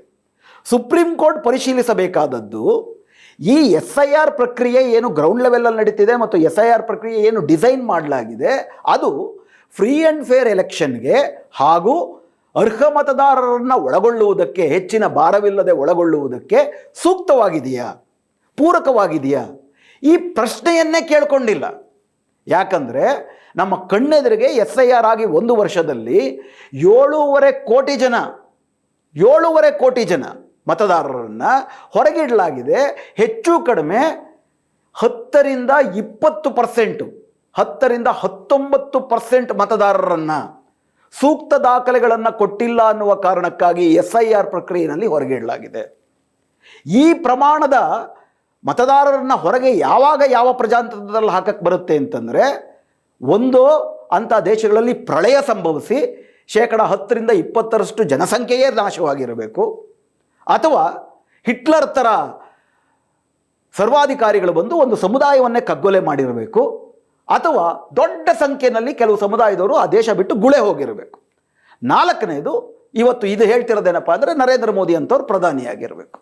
ಇದನ್ನು ಬಿಟ್ಟರೆ ಬೇರೆ ಸಾಧ್ಯತೆಗಳೆಲ್ಲ 10ರಿಂದ 20% ಅಷ್ಟು ಮತದಾರರು ಹೆಂಗೆ ಕೈ ಬಿಟ್ಟು ಹೋಗ್ತಾರೆ SIR ಪ್ರಕ್ರಿಯೆಯಲ್ಲಿ? ಇದು ಹೆಂಗೆ ಫ್ರೀ ಆ್ಯಂಡ್ ಫೇರ್ ಎಲೆಕ್ಷನ್ಗೆ ಪೂರಕವಾಗಿರುತ್ತೆ? ಇದು ಹೇಗೆ ಅರ್ಹ ಮತದಾರರನ್ನು ಒಳಗೊಳ್ಳುವ ಹಾಗೂ ಅನರ್ಹ ಮತದಾರರನ್ನು ತೆಗೆದುಹಾಕುವ ನಡುವೆ ಸಮತೋಲನವನ್ನು ಕ್ರಿಯೇಟ್ ಮಾಡುತ್ತೆ? ಸಾಂವಿಧಾನಿಕವಾಗಿ ಕೊಟ್ಟಿರುವ ಈ ಜವಾಬ್ದಾರಿಯನ್ನು SIR ಪೂರೈಸ್ತಿಲ್ಲ ಅಂದಮೇಲೆ SIR ಮಾಡುವುದಕ್ಕೆ ಎಲ್ಲಿಂದ ಅಧಿಕಾರಕ್ಕೆ ಬರುತ್ತೆ? ವಿಷಯ ಸುಪ್ರೀಂ ಕೋರ್ಟು ತನ್ನ ಮುಂದೆ ಇಟ್ಕೊಳ್ಬೇಕಾಗಿರುವ ಪ್ರಶ್ನೆ, ಅರ್ಹ ಮತದಾರರನ್ನು ಒಳಗೊಳ್ಳುವ, ಅನರ್ಹ ಮತದಾರರನ್ನು ತೆಗೆಯುವ ಇವೆರಡು ಪರಸ್ಪರ ವಿರುದ್ಧ ಜವಾಬ್ದಾರಿಗಳಲ್ಲಿ ಸಮತೋಲನವನ್ನು ಕಾಪಾಡಿಕೊಳ್ಳಲಾಗಿದೆಯಾ? ಕಾನೂನಾತ್ಮಕ ಸಾಂವಿಧಾನಿಕ ಸಮತೋಲನವನ್ನು ಕಾಪಾಡಲಾಗಿದೆಯಾ? ಅಥವಾ ಏಕಪಕ್ಷೀಯವಾಗಿ ಹೊರದಬ್ಬುವುದಕ್ಕೆ ವಿಶೇಷ ಒತ್ತನ್ನು ಕೊಡಲಾಗಿದೆಯಾ? ಮೊದಲು ಆ ಡಿಸೈನ್ನೇ ವಿಚಾರಣೆಗೆ ತೆಗೆದುಕೊಳ್ಬೇಕಾಗಿತ್ತು. ಡಿಸೈನ್ನ ನೀವು ವಿಚಾರಣೆಗೆ ತಗೊಳ್ಳಿಲ್ಲ. ಯಾಕಂದರೆ ಸಾಂವಿಧಾನಿಕ ಪ್ರಶ್ನೆಯನ್ನೇ ನೀವು ಜೂನ್ 25ರಿಂದ ಪರಿಗಣಿಸಲಿಲ್ಲ. ನಿಮಗೊಂದು ಅವಕಾಶ ಇತ್ತು.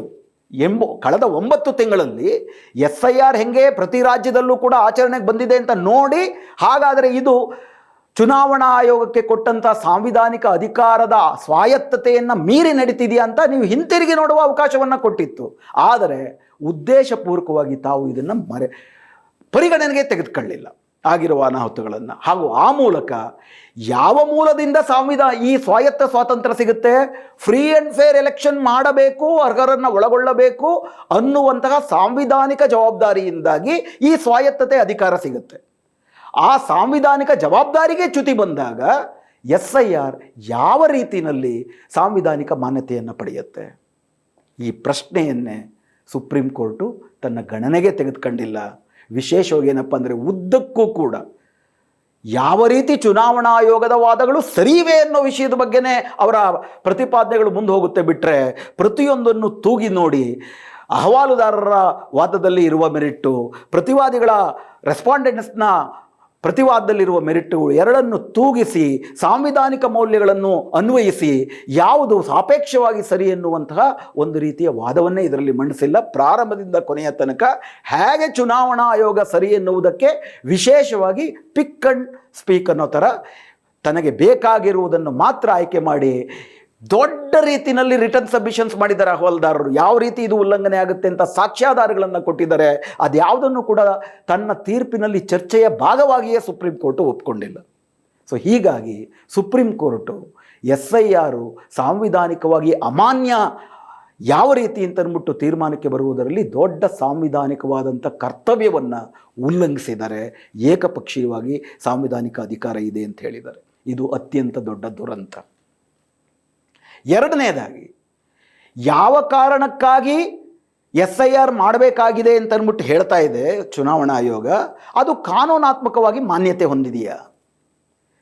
ಯಾವ ಕಾರಣಕ್ಕಾಗಿ SIR ಮಾಡಬೇಕು ಅಂತ ಹೇಳ್ತಿದ್ದಾರೆ?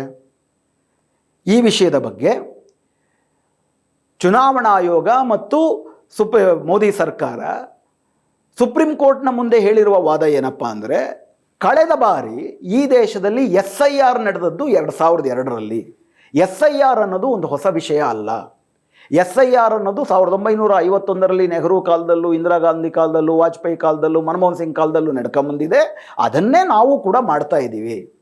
ಆದರೆ 2002ರಲ್ಲಿ ಮನಮೋಹನ್ ಸಿಂಗ್ ಕಾಲ ಅಲ್ಲ, ಮನಮೋಹನ್ ಸಿಂಗ್ ಕಾಲಕ್ಕೆ ಮುಂಚೆನೇ SIR ಮಾಡಿ ಮುಗಿಸ್ಬಿಟ್ರು. 2002ರ ನಂತರ ಈ ದೇಶದಲ್ಲಿ SIR ಆಗಿಲ್ಲ. ಆದರೆ 10 ಬಾರಿ SIR ಆಗಿದೆ.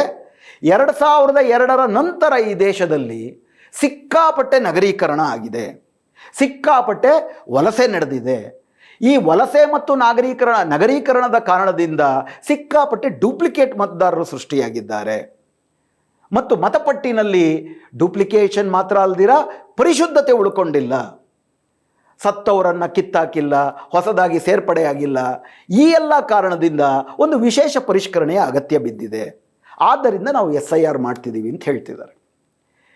ಇದರಲ್ಲಿ ಪ್ರಾರಂಭದಲ್ಲಿ ಮೇಲ್ನೋಟಕ್ಕೆ ಈ ವಿಷಯದಲ್ಲಿ ಚುನಾವಣಾ ಆಯೋಗ ಒಂದು ಅತಿ ದೊಡ್ಡ ಸುಳ್ಳನ್ನು ಹೇಳಿದೆ. ಹಾಗೂ ಸುಪ್ರೀಂ ಕೋರ್ಟ್ ಇದನ್ನು ಗುರುತಿಸುವುದರಲ್ಲಿ ಹಾಗೂ ಪ್ರಶ್ನಿಸುವುದರಲ್ಲಿ ಸೋತಿದೆ.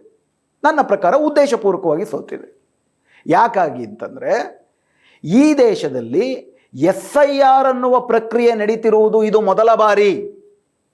ಆದರೆ ಮತಪಟ್ಟಿ ಪರಿಷ್ಕರಣೆ ಮಾಡುವುದಕ್ಕೆ SR ಮತ್ತು IR ಎನ್ನುವ ಎರಡು ಮಾದರಿ ಕಾಲಕಾಲಕ್ಕೆ ನಡ್ಕೊಂಡು ಬರಲಾಗಿದೆ. ಸಮ್ಮರಿ ರಿವಿಷನ್ ಮತ್ತು ಇಂಟೆನ್ಸಿವ್ ರಿವಿಷನ್. ಸಮ್ಮರಿ ರಿವಿಷನ್ನಲ್ಲಿ ಏನೇನು ಅಪ್ಲಿಕೇಶನ್ ತಮಗೆ ಬರುತ್ತೆ, ಫಾರಂ ನಂಬರ್ 6ರಲ್ಲಿ ನನಗೆ 18 ವರ್ಷ ತುಂಬಿದೆ, ನಾನು ಇಂಥವ್ರ ಮಗ ಇಂಥ ಕಡೆ ವಾಸ ಮಾಡ್ತೀನಿ, ಆದ್ದರಿಂದ ನನ್ನ ಹೆಸರು ಸೇರಿಸಿ ಅಂತೇನು ತಮಗೆ ಅರ್ಜಿಗಳು ಬಂದಿರುತ್ತೆ, ಅದನ್ನು ಪ್ರತಿ ವರ್ಷ ಆ ಅಹವಾಲುದನ್ನು ಆಧರಿಸಿ ಮತ್ತು ಫಾರಂ ನಂಬರ್ 7-8ರಲ್ಲಿ ಆಕ್ಷೇಪಣೆಗಳು, ನನ್ನ ಅರ್ಜಿ ಸರಿಯಿಲ್ಲ ಅನ್ನುವಂಥದ್ದು, ಅಥವಾ 8ರಲ್ಲಿ ನನ್ನ ವಾಸ್ತವ್ಯ ಬದಲಾಯಿಸಿದ್ದೀನಿ ಅಂದರೆ ಎಲಿಜಿಬಿಲಿಟಿ ಅನ್ನೋದು ಮತ್ತು ರೆಸಿಡೆನ್ಸ್, ಈ ಪ್ರಶ್ನೆಗಳನ್ನು ಮುಂದಿಟ್ಟು ಸಮ್ಮರಿ ಏನು ಫಾರಂ ನಂಬರ್ 6, 7, 8 ಕೊಡ್ತಾ ಇತ್ತು ಅದನ್ನು ಆಧರಿಸಿ ಸಮ್ಮರಿ ರಿವಿಷನ್ ಪ್ರತಿ ವರ್ಷ ಮಾಡ್ತಾರೆ. ಇದಲ್ಲದೀರ ಇಂಟೆನ್ಸಿವ್ ರಿವಿಷನ್ ಅಂತೇಳಿ 5 ವರ್ಷಕ್ಕೊಂದ್ಸತಿ 10 ವರ್ಷಕ್ಕೊಂದ್ಸತಿ ಮಾಡ್ತಾರೆ. ಈ ದೇಶದಲ್ಲಿ 10 SIR ಆಗಿದೆ ಅಂತ ಅಂದ್ಬಿಟ್ಟು ಏನು ಸುಳ್ಳು ಹೇಳ್ತಿದೆ, ಅದು IR ಇಂಟೆನ್ಸಿವ್ ರಿವಿಷನ್. ಇಂಟೆನ್ಸಿವ್ ರಿವಿಷನ್ಗೂ SIRಗೂ ಏನು ವ್ಯತ್ಯಾಸ ಅಂತಂದರೆ, ಇಂಟೆನ್ಸಿವ್ ರಿವಿಷನ್ನಲ್ಲಿ BLOಗಳು ನಮ್ಮ ಮನೆಗೆ ಬರ್ತಾರೆ.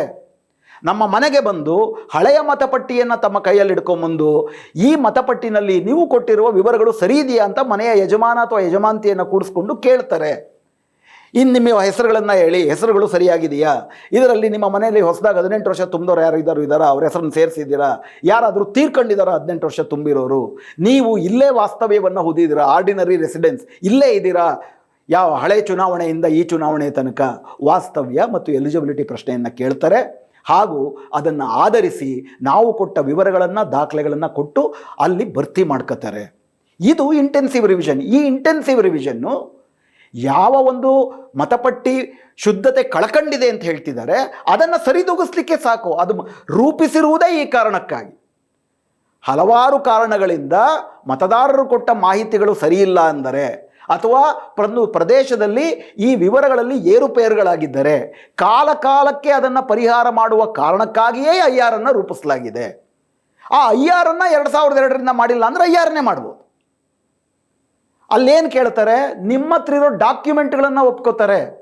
ಇಂಟೆನ್ಸಿವ್ ರಿವಿಷನ್ ಬಗ್ಗೆ 2023ರ ಎಲೆಕ್ಷನ್ ಕಮಿಷನ್ನ ಮ್ಯಾನ್ಯುಯಲ್ನೇ ನೀವು ನೋಡಿದ್ರೆ ಏನೇನು ಕೇಳ್ತಾರೆ ಅದರಲ್ಲಿ, ನಿಮ್ಮ ಬ್ಯಾಂಕ್ ಪಾಸ್ಬುಕ್ ಕೇಳ್ತಾರೆ, ನಿಮ್ಮ ರೇಷನ್ ಕಾರ್ಡ್ ಕೇಳ್ತಾರೆ, ನಿಮ್ಮ ವೋಟರ್ ಕಾರ್ಡ್ ಕೇಳ್ತಾರೆ, ನಿಮ್ಮ ಇತರ ನಿಮ್ಮ ಹತ್ರ ಅವೈಲಬಲ್ ಇರುವಂತಹ ಸಾಮಾನ್ಯವಾಗಿ ನಮ್ಮ ಹತ್ರ ಇರುವಂತಹ ಕಾರ್ಡ್ಗಳನ್ನು ಕೇಳಿ ಅದನ್ನು ಆಧರಿಸಿ ಅಕ್ಕಪಕ್ಕದವರನ್ನು ಬೇಕಿದ್ದರೆ ವಿಚಾರಿಸಿ ಮಾಹಿತಿಯನ್ನು ಭರ್ತಿ ಮಾಡಿ ನಗರೀಕರಣ ಮತ್ತು ವಲಸೆಗಳಿಂದ ಆಗಿರಬಹುದಾದಂಥ ಏರುಪೇರು ಏನಿರುತ್ತೆ ಮತಪಟ್ಟಿಗಳಲ್ಲಿ ಅದನ್ನು ಶುದ್ಧೀಕರಿಸ್ತಾರೆ.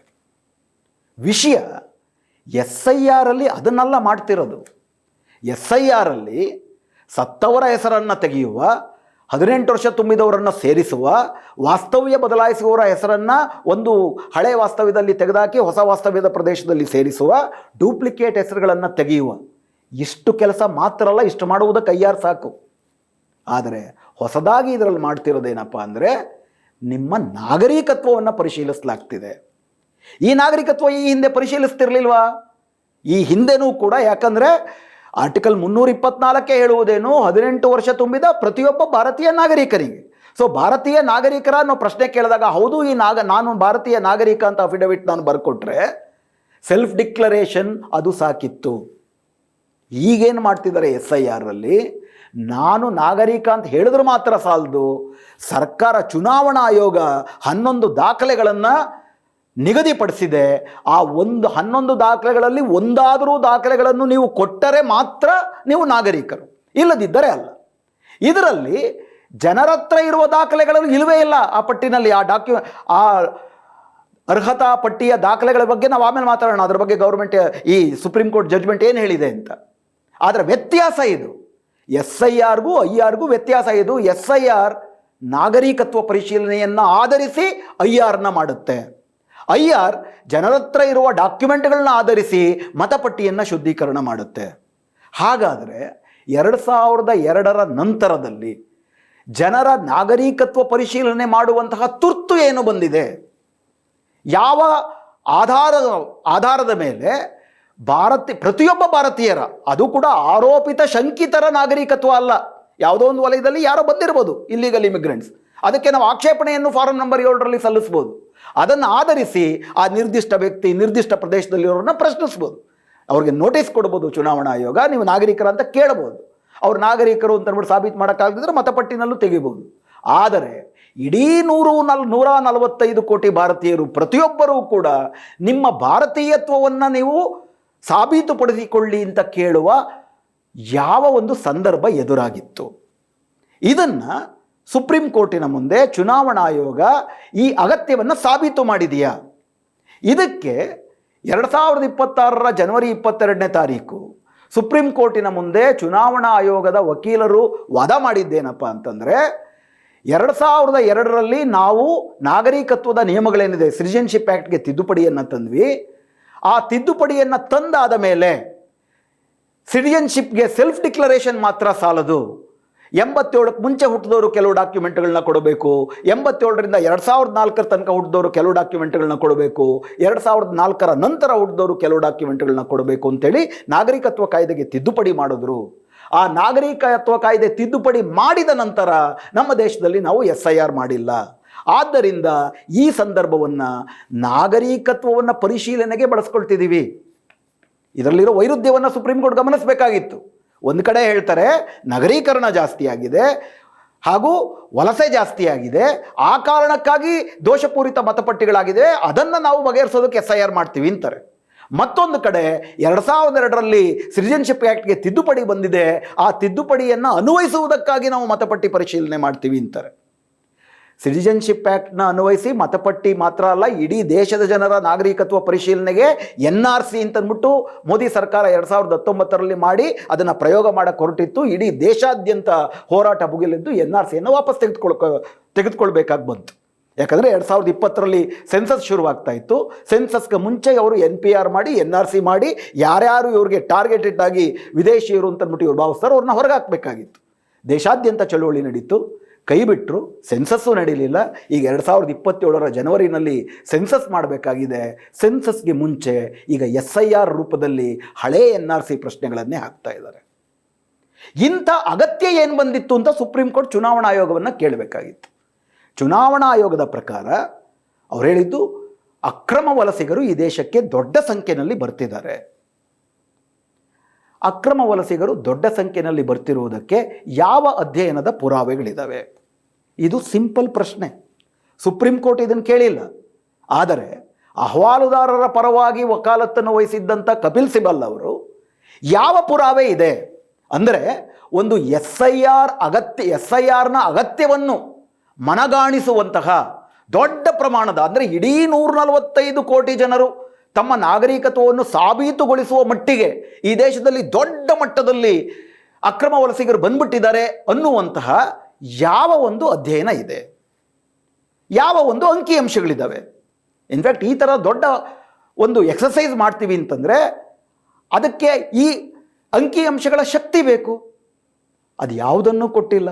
ಹಾಸ್ಯಾಸ್ಪದವಾದಂಥ ವಿಷಯ ಏನಪ್ಪ ಅಂತಂದರೆ, 13 ರಾಜ್ಯಗಳಲ್ಲಿ SIR ಆದ ನಂತರ, ಅದರಲ್ಲೂ ಕೂಡ ಬಾಂಗ್ಲಾದೇಶದ ಗಡಿಭಾಗದಲ್ಲಿರುವಂತಹ ಪಶ್ಚಿಮ ಬಂಗಾಳ, ಅಸ್ಸಾಮು ಹಾಗೂ ಅದಕ್ಕೆ ಸಮೀಪದಲ್ಲಿರುವ ಬಿಹಾರ, ಇವೆಲ್ಲ ರಾಜ್ಯಗಳಲ್ಲಿ SIR ಮುಗಿದ ನಂತರ ಈಗ ಹೋದ ವಾರ ಮೋದಿ ಸರ್ಕಾರ ಭಾರತದಲ್ಲಿ ಅಕ್ರಮ ವಲಸಿಗರು ಎಷ್ಟು ಬಂದಿದ್ದಾರೆ, ಇದು ಭಾರತದ ಜನಸಂಖ್ಯೆಯ ಮೇಲೆ ಯಾವ ಪ್ರಭಾವವನ್ನು ಬೀರುತ್ತಿದೆ ಅಂತೇಳಿ ಅಧ್ಯಯನ ಮಾಡುವುದಕ್ಕೆ ಒಂದು ಡೆಮಾಗ್ರಫಿ ಕಮಿಷನ್ನ ನೇಮಕ ಮಾಡಿದೆ. ಅಂದರೆ ಸಿಕ್ಕಾಪಟ್ಟೆ ಅಕ್ರಮ ವಲಸಿಗರು ಬಂದಿದ್ದಾರೆ ಅಂತ ನೀವು ತೀರ್ಮಾನ ಮಾಡಿಬಿಟ್ಟು SIR ಮಾಡಿ ಒಂದಷ್ಟು ಜನರನ್ನು ಹೊರಗೆ ಹಾಕ್ತೀರಿ. ಅದಾದ ಮೇಲೆ ಎಷ್ಟು ಜನ ವಲಸಿಗರು ಬಂದಿದ್ದಾರೆ, ಅದರಿಂದಾಗಿರೋ ಪರಿಣಾಮ ಏನು ಅಂತ ಅಧ್ಯಯನ ಮಾಡ್ತೀರಿ. ಅಂದರೆ ಇಂಗ್ಲೀಷಲ್ಲಿ ಹೇಳೋ ಗಾದೆ ಥರ, putting the horse before the cart, ಅಂದರೆ ಗಾಡಿಯ ಮುಂದೆ ಕುದುರೆ ಇಡಬೇಕು, ಗಾಡಿಯ ಹಿಂದಲ್ಲ ಕುದುರೆ ಇಡಬೇಕಾಗಿರೋದು. ಮೊದಲು ನೀವು ಮಾಡಬೇಕಾಗಿರೋದು ಅಧ್ಯಯನ. ಆ ಅಧ್ಯಯನವನ್ನು ಆಧರಿಸಿ ಯಾವ ರೀತಿ ಇದನ್ನು ಪರಿಶೀಲಿಸಬೇಕು ಅಂತ SIR ಮಾಡಬೇಕು.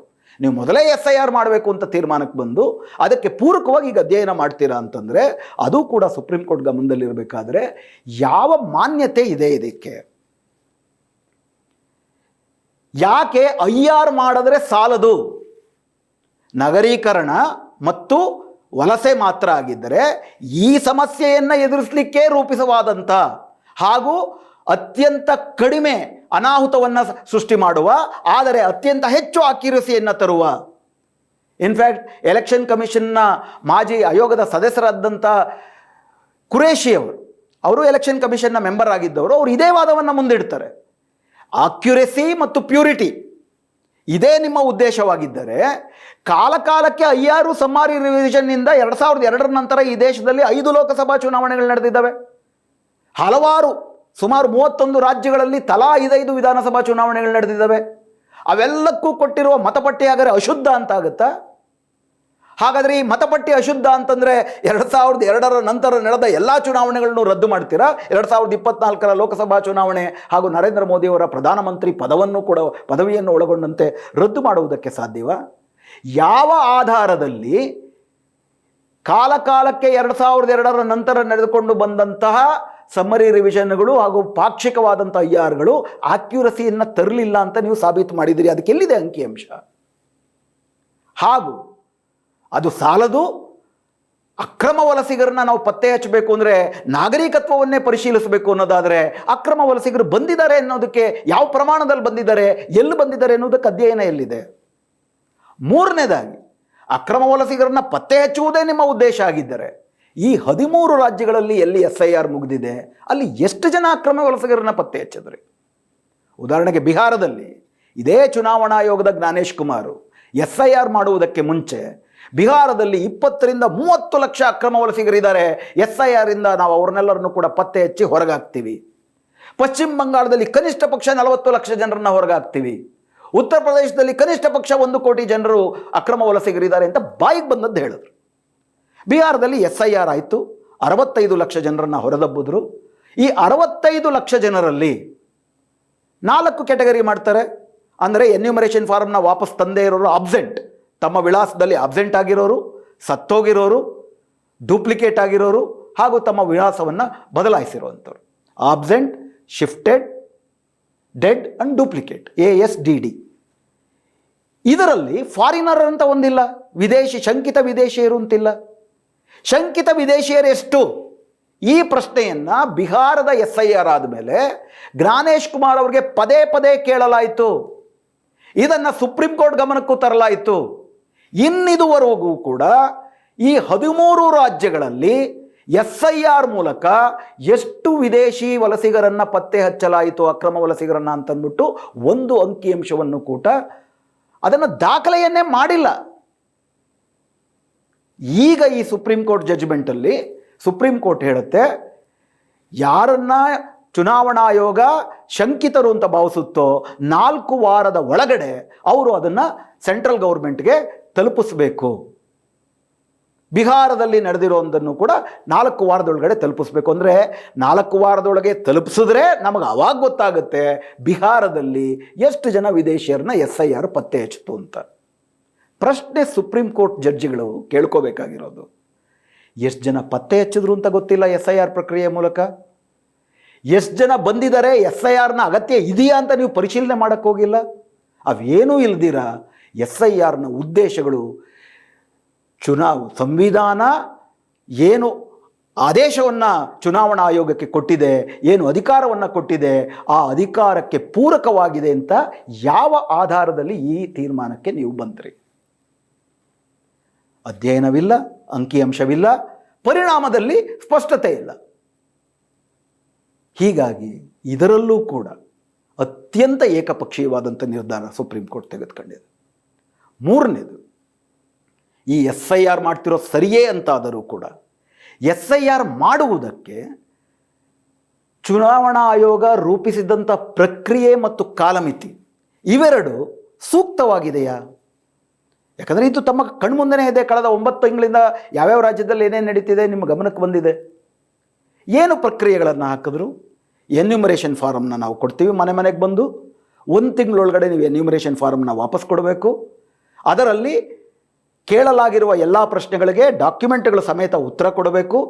ಅದನ್ನು 1 ತಿಂಗಳೊಳಗೆ ನಮಗೆ ವಾಪಸ್ ಸಲ್ಲಿಸಲಿಲ್ಲ ಅಂತಂದರೆ ನಾವು ಅಬ್ಸೆಂಟ್ ಅಂತ ಕಿತ್ತಾಕ್ತೀವಿ. ಆಮೇಲೆ ನಿಮ್ಮ ಡಾಕ್ಯುಮೆಂಟ್ಗಳನ್ನು ಪರಿಶೀಲಿಸ್ತೀವಿ. ಪರಿಶೀಲಿಸಿದಾಗ ಅದರಲ್ಲಿ ಅಬ್ಸೆಂಟ್ ಆಗಿದ್ದರೆ, ಯಾರ್ಯಾರು ಕೊಟ್ಟಿಲ್ಲ ಅವ್ರನ್ನ ಅಬ್ಸೆಂಟ್ ಅಂತ ಕಿತ್ತಾಕ್ತೀವಿ. ವಿಳಾಸ ಶಿಫ್ಟ್ ಆಗಿದ್ದರೆ, ಆ್ಯಕ್ಚುಲಿ ಪರ್ಮನೆಂಟ್ಲಿ ಶಿಫ್ಟೆಡ್ ಅನ್ನೋ ತೀರ್ಮಾನಕ್ಕೆ ಬರುವುದಕ್ಕೆ ಮುಂಚೆ ಸ್ಥಳೀಯ ERO, electoral register officer, SEDC ಯಾರು ಇರ್ತಾರವರು ಸಂಬಂಧಪಟ್ಟವ್ರಿಗೆ ನೋಟಿಸ್ ಕೊಡಬೇಕು, ಅವರ ಅಹವಾಲು ಹೇಳುವುದಕ್ಕೆ ಅವಕಾಶ ಕೊಡಬೇಕು. ಇದಕ್ಕೆಲ್ಲ ಕೇವಲ 1 ತಿಂಗಳು ಕಾಲಮಿತಿ. ಗೊತ್ತೇ ಇರೋದಿಲ್ಲ, ಇಲ್ಲಿ ವಲಸೆ ಬಂದಿರ್ತಾರೆ ಸುಮಾರು ಜನ, ಅಥವಾ ಇಲ್ಲಿಂದ ಬೇರೆ ಎಲ್ಲೋ ವಲಸೆ ಹೋಗಿರ್ತಾರೆ, ಅವ್ರಿಗೆ ಈ ಥರ ಆಗಿದೆ ಅನ್ನೋ ಗೊತ್ತಿಲ್ಲ. 32 ಲಕ್ಷ ಜನ ಬಿಹಾರದಲ್ಲಿ ಶಿಫ್ಟೆಡ್ ಅಂತ ಬದಲಾಯಿಸ್ಬಿಟ್ರು, ನೋಟಿಸ್ ಕೊಡೋದಿರ. ಡೂಪ್ಲಿಕೇಟ್ ಅಂದ್ರಿ, ಸತ್ರು ಅಂದ್ರಿ. ಇದೆಲ್ಲ ದಾಟಿ ವೆಸ್ಟ್ ಬೆಂಗಾಲಲ್ಲಿ ಇನ್ನೊಂದು ಮಾಡಿದ್ರಿ. ಡಾಕ್ಯುಮೆಂಟ್ ಕೊಟ್ಟರು. ಕೆಲವರು ಏನು ಮಾಡಿದ್ದಾರೆ, ವೆಸ್ಟ್ ಬೆಂಗಾಲ್ನ ಹಲವಾರು ಮುಸ್ಲಿಮರು ಏನು ಪಟ್ಟಿ ಮಾಡಿದ್ದಾರೆ 11 ಡಾಕ್ಯುಮೆಂಟಲ್ಲಿ 1 ಕೊಟ್ಟರೆ ಸಾಕು ಅಂದರೆ ಇವರು 3 ಡಾಕ್ಯುಮೆಂಟ್ ಕೊಟ್ಟಿದ್ದಾರೆ. ಮೆಟ್ರಿಕ್ಯುಲೇಷನ್ ಸರ್ಟಿಫಿಕೇಟ್ ಕೊಟ್ಟಿದ್ದಾರೆ, ಪಾಸ್ಪೋರ್ಟ್ ಕೊಟ್ಟಿದ್ದಾರೆ, ಆಸ್ತಿ ವಿವರಗಳನ್ನು ಕೊಟ್ಟಿದ್ದಾರೆ. ಇವೆಲ್ಲ ಕೊಟ್ಟರೂ ಕೂಡ ಹೊಂದಾಣಿಕೆ ಆಗುತ್ತಿಲ್ಲ, ಲಾಜಿಕಲ್ ಡಿಸ್ಕ್ರಿಪಿಯನ್ಸಿ ಅಂತೇಳಿ ಮೂಲ SIRನ ಘೋಷಣೆಯಲ್ಲಿ ಇಲ್ಲದಿರತಂಥ ಕೇವಲ ಪಶ್ಚಿಮ ಬಂಗಾಳಕ್ಕೆ ಮಾತ್ರ ಅನ್ವಯ ಆಗುವಂತಹ ಲಾಜಿಕಲ್ ಡಿಸ್ಕ್ರಿಪಿಯನ್ಸಿ ನಿಯಮವನ್ನು ಅನುಸರಿಸಿದಿರಿ. ಅಲ್ಲಿ ದಾಖಲೆ ಕೊಟ್ಟರೂ ಕೂಡ ಹೊರಗೆ ಹಾಕಿದಿರಿ. 1 ತಿಂಗಳೊಳಗಡೆ ನೀವು ದಾಖಲೆ ಕೊಟ್ಟು ಹೊರಗೆ ಹಾಕಿದ್ರೆ 1 ತಿಂಗಳು ಆದ ನಂತರದಲ್ಲಿ ಇನ್ನೊಂದು ತಿಂಗಳಲ್ಲಿ ನೀವೇನು BLO ಮತ್ತು ERO ತೀರ್ಮಾನ ತಗೊಳ್ತಾರೆ ಅದರ ಮೇಲೆ ಮೇಲ್ಮನವಿ ಸಲ್ಲಿಸ್ಬೋದು ಅಂತ ನೀವು ಅವಕಾಶ ಕೊಟ್ರಿ. ಆ ಮೇಲ್ಮನವಿಯಲ್ಲೂ ಕೂಡ ನಿಮಗೆ ಅವಕಾಶ ಸಿಗಲಿಲ್ಲ ಅಂತಂದರೆ ನೀವು ಕೋರ್ಟ್ಗಳ ಕದ ತಟ್ಟಬೋದು ಅಂತಂದ್ರಿ. ಈ ಸುಪ್ರೀಂ ಕೋರ್ಟ್ ಜಡ್ಜ್ಗಳು ನಿಜಕ್ಕೂ ಭಾರತದಲ್ಲೇ ವಾಸ ಮಾಡ್ತಿದ್ದಾರಾ? ತುಂಬ ಗಂಭೀರವಾದಂಥ ಪ್ರಶ್ನೆ ಬರುತ್ತೆ. ಕೋರ್ಟ್ಗೆ ಹೋಗೋದು, EROಗಳ ಮನೆ ಮುಂದೆ ಅಲಿಯುವುದು ಈ ದೇಶದ ದಲಿತ ಸಮುದಾಯಗಳಿಗೆ, ಕಾರ್ಮಿಕರಿಗೆ, ವಲಸೆ ಕಾರ್ಮಿಕರಿಗೆ ಅಷ್ಟು ಸುಲಭದ ಮಾತ? ಈ ಆಡಳಿತದ ವಿಷಯಗಳು ಅಂದರೆ ಅನಕ್ಷರಸ್ಥ ಜನರಿಗೆ ಗೊತ್ತಿರೋದಿಲ್ಲ. ನೀವು ಅದಕ್ಕೋಸ್ಕರ BLAಗಳು ಸಹಾಯ ಮಾಡಬೇಕು, ಈ ಲಾ ಏನು ಜುಡಿಷಿಯರಿನಲ್ಲಿ ಇರುತ್ತೆ ಸರ್ಕಾರಿ ವಕೀಲರು, ಅವ್ರು ಸಹಾಯ ಮಾಡಬೇಕು, ಇವೆಲ್ಲ ಮಾಡಿದ್ರೆ ಇವೆಲ್ಲ ಸಹಾಯ ಮಾಡಿದಾಗ್ಯೂ ಕೂಡ ಅಸಲಿ ಅರಿವಿಗೆ ಬರುವಂಥದ್ದು ರೀತಿಯಲ್ಲಿ ಭಾರತದ ದಲಿತ ದಮನಿತ ಸಮುದಾಯ ಇದೆಯಾ? ಇವೆಲ್ಲವನ್ನು ಮೀರಿ ಕೋರ್ಟಿನ ಕಷ್ಟೇ ಹತ್ತಬೇಕು ಅಂತಂದರೆ ನನ್ನ ನಾಗರಿಕತ್ವವನ್ನು ಸಾಬೀತು ಮಾಡೋದಕ್ಕೆ ಅಂತಿಮವಾಗಿ ಏನು ಅಡ್ಜುಡಿಕೇಷನ್ ಕಮಿಷನ್ಗಳನ್ನ ಮಾಡಿದ್ದಾರೆ, ಅಡ್ಜುಡಿಕೇಷನ್ನಲ್ಲಿ ಕಾಂಪಿಟೆಂಟ್ ಅಥಾರಿಟಿ ಅಂತ ನೀವು ನೇಮಕ ಮಾಡ್ತೀರಿ, ಅಲ್ಲಿ ಹೋಗಿ ಬಾಗಿಲು ತಟ್ಟೋದಕ್ಕೆ ತಮ್ಮ ದಿನನಿತ್ಯದ ಹೊಟ್ಟೆಪಾಡಿಗಾಗಿ ದುಡಿಯುವ ಜನ ಅವೆಲ್ಲ ಮಾಡೋದಕ್ಕೆ ಸಾಧ್ಯ? ತಾವು ಭಾರತದಲ್ಲೇ ವಾಸ ಮಾಡ್ತಿದ್ದೀರಾ ನಿಜಕ್ಕೂ ಕೂಡ? ಈ ಕಾಲ ಇಷ್ಟೆಲ್ಲ ಆಗಿ 3 ತಿಂಗಳೊಳಗಡೆ ಈ ಕಾಲಮಿತಿಯಲ್ಲಿ ಮಾಡಿ ಮುಗಿಸ್ಬೇಕು ಅನ್ನುವಂತಹ ತರಾತುರಿ ಎಲ್ಲಿಂದ ಬರುತ್ತೆ? ಯಾತಕ್ಕಾಗಿ 3 ತಿಂಗಳಲ್ಲೇ ಮುಗಿಸ್ಬೇಕು? ಬಿಹಾರದ SIR, ಬಿಹಾರದಲ್ಲಿ 2002 ಆದಮೇಲೆ 5 ಲೋಕಸಭಾ ಚುನಾವಣೆ ನಡೆದಿದೆ, 5 ವಿಧಾನಸಭಾ ಚುನಾವಣೆ ನಡೆದಿದೆ, ಇನ್ನೊಂದು ವಿಧಾನಸಭಾ ಚುನಾವಣೆ ನಡೀತಿತ್ತು ಅಂತಲೇ ಇಟ್ಕೊಳ್ಳೋಣ. ಕಳೆದ 20 ವರ್ಷದಲ್ಲಿ ಆಗದಂಥ ಅನಾಹುತ ಇನ್ನೊಂದು ಚುನಾವಣೆ ನಡೆದರೆ ಏನಾಗ್ತಿತ್ತು? ಅದಾದ ನಂತರ ಮುಂದಿನ 5 ವರ್ಷಗಳ ಒಳಗಡೆ ಸಾವಧಾನದಿಂದ ಸಾಕಷ್ಟು ಕಾಲಾವಕಾಶವನ್ನು ಕೊಟ್ಟು ಇದನ್ನು ಮಾಡ್ಬೋದಾಗಿತ್ತಲ್ವ? ಯಾತಕ್ಕೆ 3 ತಿಂಗಳ ತರಾತುರಿನಲ್ಲಿ ಅಷ್ಟೇ ಕಾಲಾವಧಿನಲ್ಲಿ ಮಾಡಬೇಕು ಅಂತ ನೀವು ಹೇಳಿದ್ರಿ? ಈ ಪ್ರಶ್ನೆಯನ್ನು ಕೇಳಿದ್ದಕ್ಕೆ ಚುನಾವಣಾ ಆಯೋಗ ಸುಪ್ರೀಂ ಕೋರ್ಟ್ಗೆ ಏನು ಹೇಳಿದೆ? ಇಲ್ಲ ಸ್ವಾಮಿ, ಬರೀ 3 ತಿಂಗಳಲ್ಲ, ಚುನಾವಣೆಗೆ ನಾಮಿನೇಷನ್ ಫೈನಲ್ ಆಗೋ ತನಕನೂ ಕೂಡ ನೀವು ಅಹವಾಲನ್ನು ಸಲ್ಲಿಸ್ಬೋದು. ಬಿಹಾರದ ಉದಾಹರಣೆ ತೆಗೆದುಕೊಳ್ಳೋಣ. ಜೂನ್ 25ನೇ ತಾರೀಕು SIR ಶುರುವಾಗುತ್ತೆ, ನವೆಂಬರ್ನಲ್ಲಿ ಚುನಾವಣೆ ನಡೆಯುತ್ತೆ. ಎಷ್ಟು ತಿಂಗಳಾಯಿತು? July, August, September, October, November, 5 ತಿಂಗಳಾಯಿತು. 4 ತಿಂಗಳು ಬದಲು 5 ತಿಂಗಳು. ಇಷ್ಟು ಕಾಲಾವಧಿ ಸಾಕ ನನ್ನ ನಾಗರಿಕತ್ವವನ್ನೇ ಪರಿಶೀಲನೆ ಮಾಡುವುದಕ್ಕೆ, ನನಗೆ ಅರ್ಥವಾಗೋದಕ್ಕೆ? ಮತ್ತು ಪಶ್ಚಿಮ ಬಂಗಾಳದ ಉದಾಹರಣೆ ನೋಡಿ. ಪಶ್ಚಿಮ ಬಂಗಾಳದಲ್ಲಿ ಲಾಜಿಕಲ್ ಡಿಸ್ಕ್ರಿಪಿಯನ್ಸಿ ಅಂತ ಅಸಂವಿಧಾನಿಕವಾದಂಥ, ಕಾನೂನು ಬಾಹಿರವಾದಂಥ, ಮೂಲ ECIನ SIR ಘೋಷಣೆಯಲ್ಲಿ ಇಲ್ಲದಂತಹ ಒಂದು ಆದೇಶವನ್ನು ಮಾಡಿದ್ರು. ಸುಪ್ರೀಂ ಕೋರ್ಟ್ ಗಮನಕ್ಕೆ ಅದನ್ನು ತಂದರು. ಇನ್ಫ್ಯಾಕ್ಟ್ ಜ್ಯೋತಿರ್ಮಯ ಬಾಗ್ಚಿ ಅವರು, ನ್ಯಾಯಾಧೀಶರು, ಆಯೋಗದವರಿಗೆ ಕೇಳ್ತಾರೆ, ಯಾವ ರಾಜ್ಯದಲ್ಲೂ ಮಾಡದಿರುವಂಥ ಲಾಜಿಕಲ್ ಡಿಸ್ಕ್ರಿಪಿಯನ್ಸಿನ ಬರೀ ಪಶ್ಚಿಮ ಬಂಗಾಳದಲ್ಲಿ ಯಾಕೆ ಮಾಡ್ತಿದ್ದೀರಿ? ಇದಕ್ಕೆ ಏನು ನಿಮಗೆ ತರ್ಕ ಅಂತ ಕೇಳಿದ್ರೆ ಅದಕ್ಕೆ ಉತ್ತರ ಕೊಡೋದಿಲ್ಲ ಪಶ್ಚಿಮ ಬಂಗಾಳ.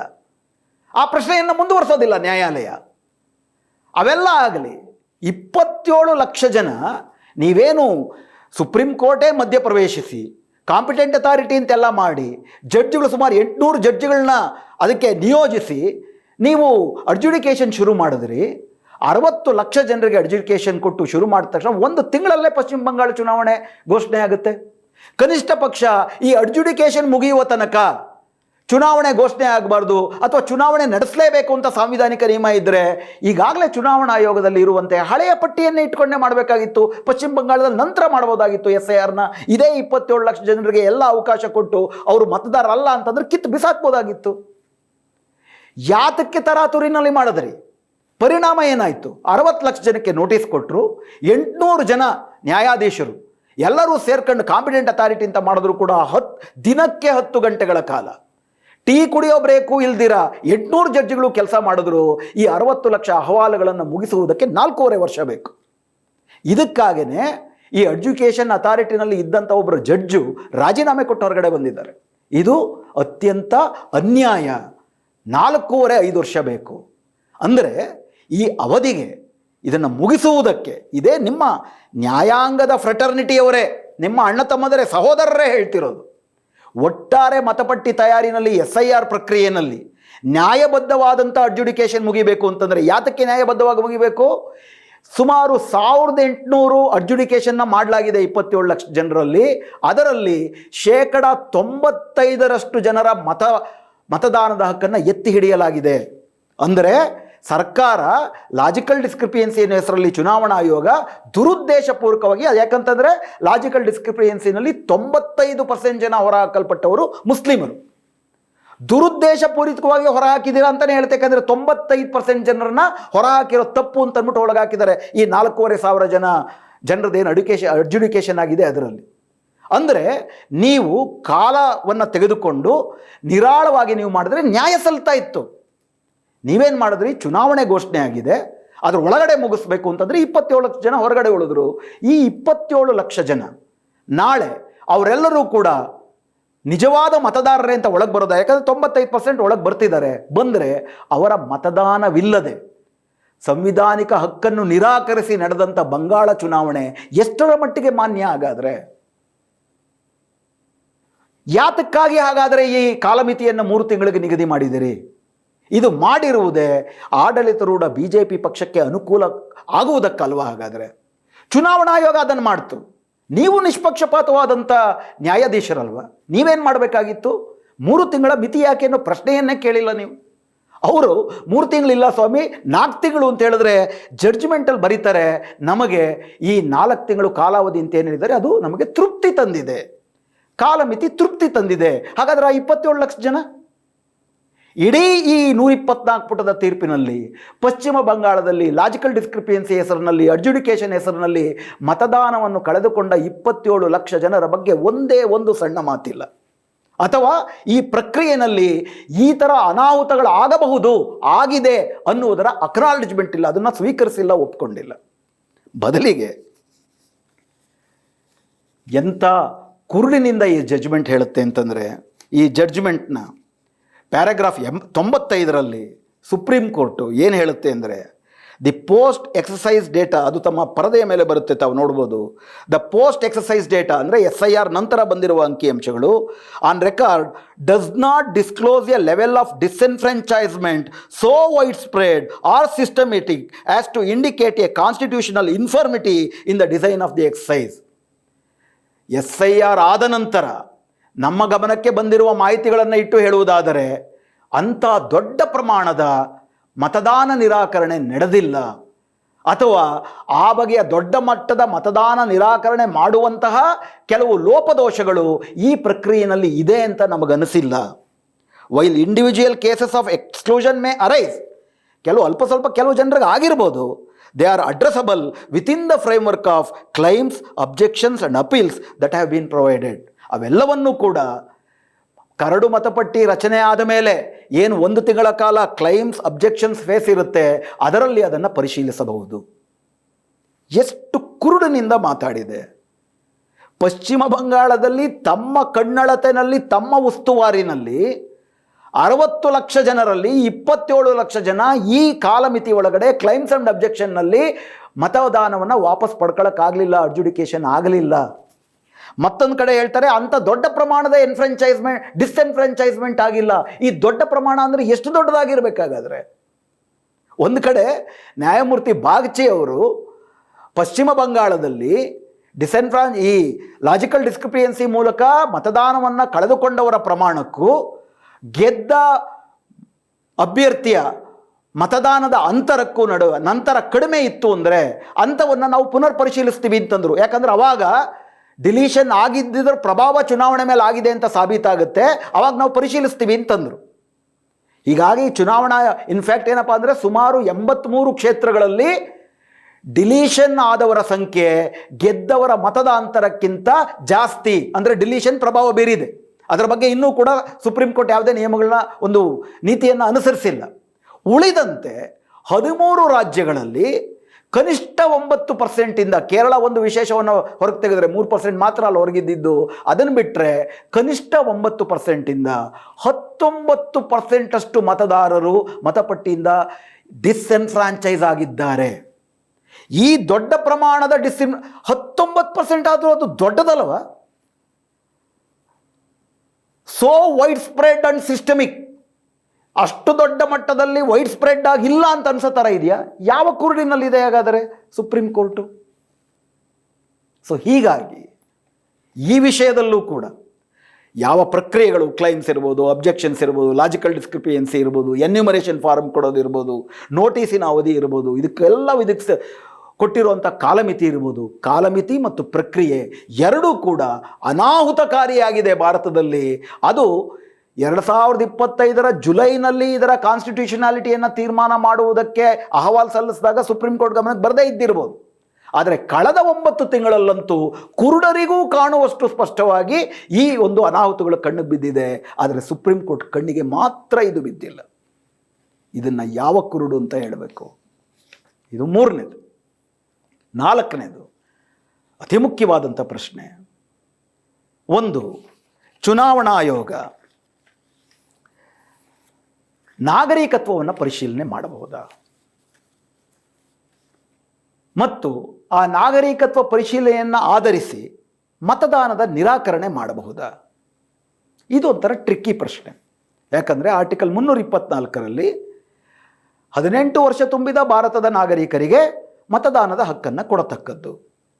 18 ವರ್ಷ ತುಂಬಿದ ಭಾರತದ ನಾಗರಿಕರಿಗೆ. ಸೊ ಭಾರತದ ನಾಗರಿಕರು ನೀವಾ ಅಂತ ಕೇಳುವ ಹಕ್ಕಿದೆ. ಆದರೆ ಭಾರತದಂಥ ಸಂದರ್ಭದಲ್ಲಿ ಕಳೆದ 77 ವರ್ಷಗಳಲ್ಲಿ ಭಾರತದ ನಾಗರಿಕರಲ್ಲಿ 40% 50% ಜನ ಅನಕ್ಷರಸ್ಥರು, ದಲಿತರು, ದಮನಿತರು, ವಂಚಿತರು, ವಲಸೆ ಕಾರ್ಮಿಕರು, ಆದಿವಾಸಿಗಳು ಹಾಗೂ ಯಾವುದೇ ಬಗೆಯ ದಾಖಲೆಗಳನ್ನು, ಏನು ಸರ್ಕಾರ ಹೇಳುವ ದಾಖಲೆಗಳನ್ನು ಇಟ್ಕೊಳ್ಳೋಕ್ಕಾಗದಿರುವಂಥ ಸಂದರ್ಭದಲ್ಲಿರುವಂಥವ್ರು.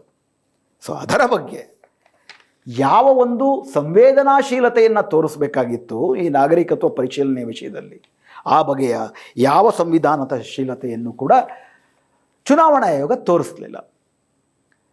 ಅದೇನು ಮಾಡ್ತು ನೋಡಿ, ಸಂವಿಧಾನ ನಮಗೆ ನೀವು ನಾಗರಿಕರ ಅಂತ ಪರಿಶೀಲನೆ ಮಾಡೇ ಕೊಡಬೇಕು ಅಂತ ಹೇಳುತ್ತೆ. ನಾವು ಪರಿಶೀಲನೆ ಮಾಡ್ತಿದ್ದೀವಿ. ಕಳೆದ 77 ವರ್ಷದಲ್ಲಿ ಮಾಡದೇ ಇದ್ದಂಥ ಪರಿಶೀಲನೆಯನ್ನು, ಅಂದರೆ ಡಾಕ್ಯುಮೆಂಟ್ಗಳನ್ನ, ನಿರ್ದಿಷ್ಟ ಡಾಕ್ಯುಮೆಂಟ್ಗಳನ್ನು ಕೊಟ್ಟು ಅದನ್ನು ಆಧರಿಸಿಯೇ ನಿಮ್ಮ ನಾಗರಿಕತ್ವ ಸಾಬೀತಾಗಬೇಕು ಅನ್ನೋದನ್ನು ಯಾವತ್ತೂ ಕೇಳಿರಲಿಲ್ಲ. ಇದನ್ನು ಯಾಕೆ ಇವತ್ತು ಮಾಡಬೇಕಾಗಿ ಬಂತು? ಈ ಪ್ರಶ್ನೆಯನ್ನು ಸುಪ್ರೀಂ ಕೋರ್ಟು ಈ ನಾಗರಿಕತ್ವ ಪ್ರಶ್ನೆಯ ವಿಷಯದಲ್ಲಿ ಪರಿಶೀಲಿಸಿಯೇ ಇಲ್ಲ. ಬದಲಿಗೆ ಈ ಜಡ್ಜ್ಮೆಂಟ್ನ ಪ್ಯಾರಾಗ್ರಾಫ್ 177ರಲ್ಲಿ ಏನು ಹೇಳುತ್ತೆ ಅಂತಂದರೆ, the consequence of such a determination is correspondingly limited. ಚುನಾವಣಾ ಆಯೋಗ ನೀವು ಭಾರತೀಯ ನಾಗರಿಕರ ಅನ್ನುವ ಕೇಳುವುದರ ಪರಿಣಾಮ ಬಹಳ ಸೀಮಿತವಾದದ್ದು, ಅದರಿಂದ ಏನು ದೊಡ್ಡದಾಗೋದಿಲ್ಲ. It affects the individual's entitlement to be included in the electoral roll and thereby their right to participate in the electoral process. ಹಬ್ಬಬ್ಬ ಅಂದರೆ ಏನಾಗುತ್ತೆ, ಅವರು ಆ ಚುನಾವಣೆಯಲ್ಲಿ ಮತದಾನವನ್ನು ಮಾತ್ರ ಕಳ್ಕೊತಾರೆ. It does not, however, operate to divest the individuals of claims of citizenship, nor does it foreclose a determination that questioned by the competent authority under the Citizenship Act. ಆದರೆ ಅದು ಅವರ ನಾಗರಿಕತ್ವವನ್ನೇನು ನಿರಾಕರಣೆ ಮಾಡಲ್ಲ. ಅದನ್ನು ಸಿಟಿಜನ್ಶಿಪ್ ಆ್ಯಕ್ಟ್ ನಾಡಿ ಏನು competent authority ಅಂತ ಗೃಹ ಸಚಿವಾಲಯ ಮಾಡಬೇಕು, ಅವರು ಅದನ್ನು ತೀರ್ಮಾನ ಮಾಡ್ತಾರೆ. ನಿಮಗೇನಾಗುತ್ತೆ ಹಬ್ಬಬ್ಬ ಅಂತಂದರೆ, ನಿಮ್ಮ ನಾಗರಿಕತ್ವ ಅಷ್ಟೇ, ನಿಮ್ಮ ಮತದಾನದ ಹಕ್ಕು ಆ ಚುನಾವಣೆಗೆ ಮಾತ್ರ ಹೋಗುತ್ತೆ. ಆಮೇಲೆ ನೀವು ಅರ್ಜಿ ಹಾಕ್ಕೊಳ್ಳಿ ಕಾಂಪಿಟೆಂಟ್ ಅಥಾರಿಟಿಗೆ. ಆರ್ಟಿಕಲ್ 178ರಲ್ಲಿ ಏನು ಹೇಳ್ತಾರೆ, moreover in cases where the commission is not satisfied that a person meets the stat. ಇದು ತುಂಬ ಮುಖ್ಯವಾದದ್ದು. ಒಂದು ಕಡೆ ಏನು ಹೇಳ್ತಾರೆ ಮೇಲಿನ ಪ್ಯಾರಾದಲ್ಲಿ, ಇದರಿಂದ ಅಂಥ ದೊಡ್ಡ ಅನಾಹುತ ಏನೂ ಆಗಲ್ಲ, ನೀವು ಆ ಚುನಾವಣೆಯಲ್ಲಿ ನಿಮ್ಮ ಮತದಾನದ ಹಕ್ಕು ಕಳ್ಕೋಬೋದು, ಅಷ್ಟು ಸಲೀಸಾಗಾದರೆ ಹಾಗಾದ್ರೆ ಚುನಾವಣೆ ಯಾಕೆ ನಡೆಸಬೇಕು?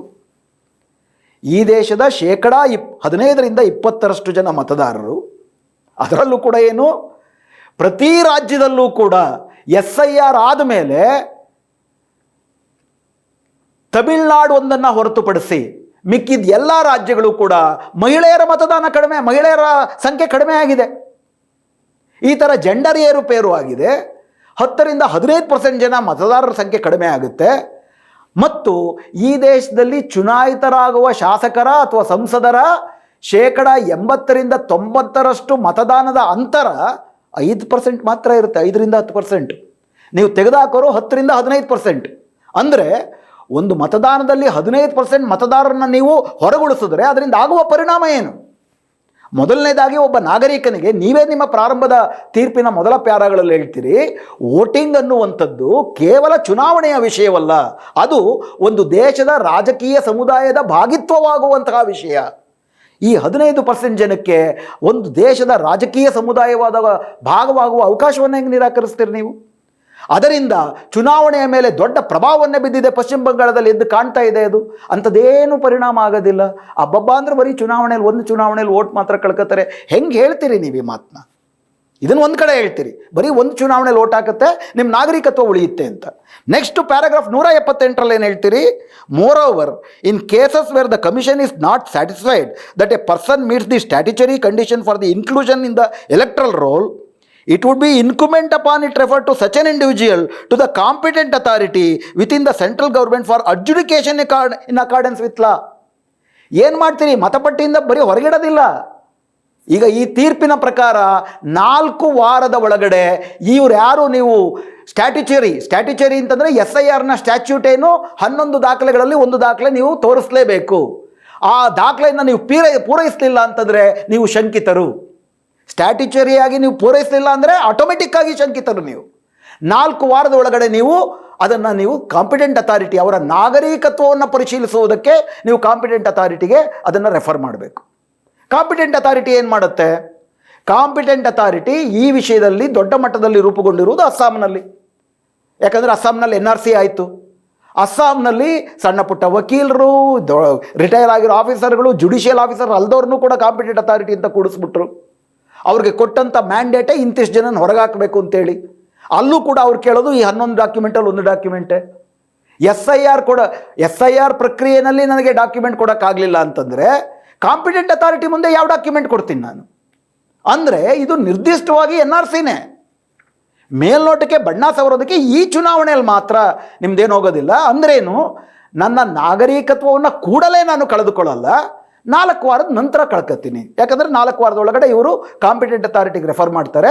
ಕಾಂಪಿಟೆಂಟ್ ಅಥಾರಿಟಿ ನನಗೆ ನೋಟಿಸ್ ಕೊಡುತ್ತೆ.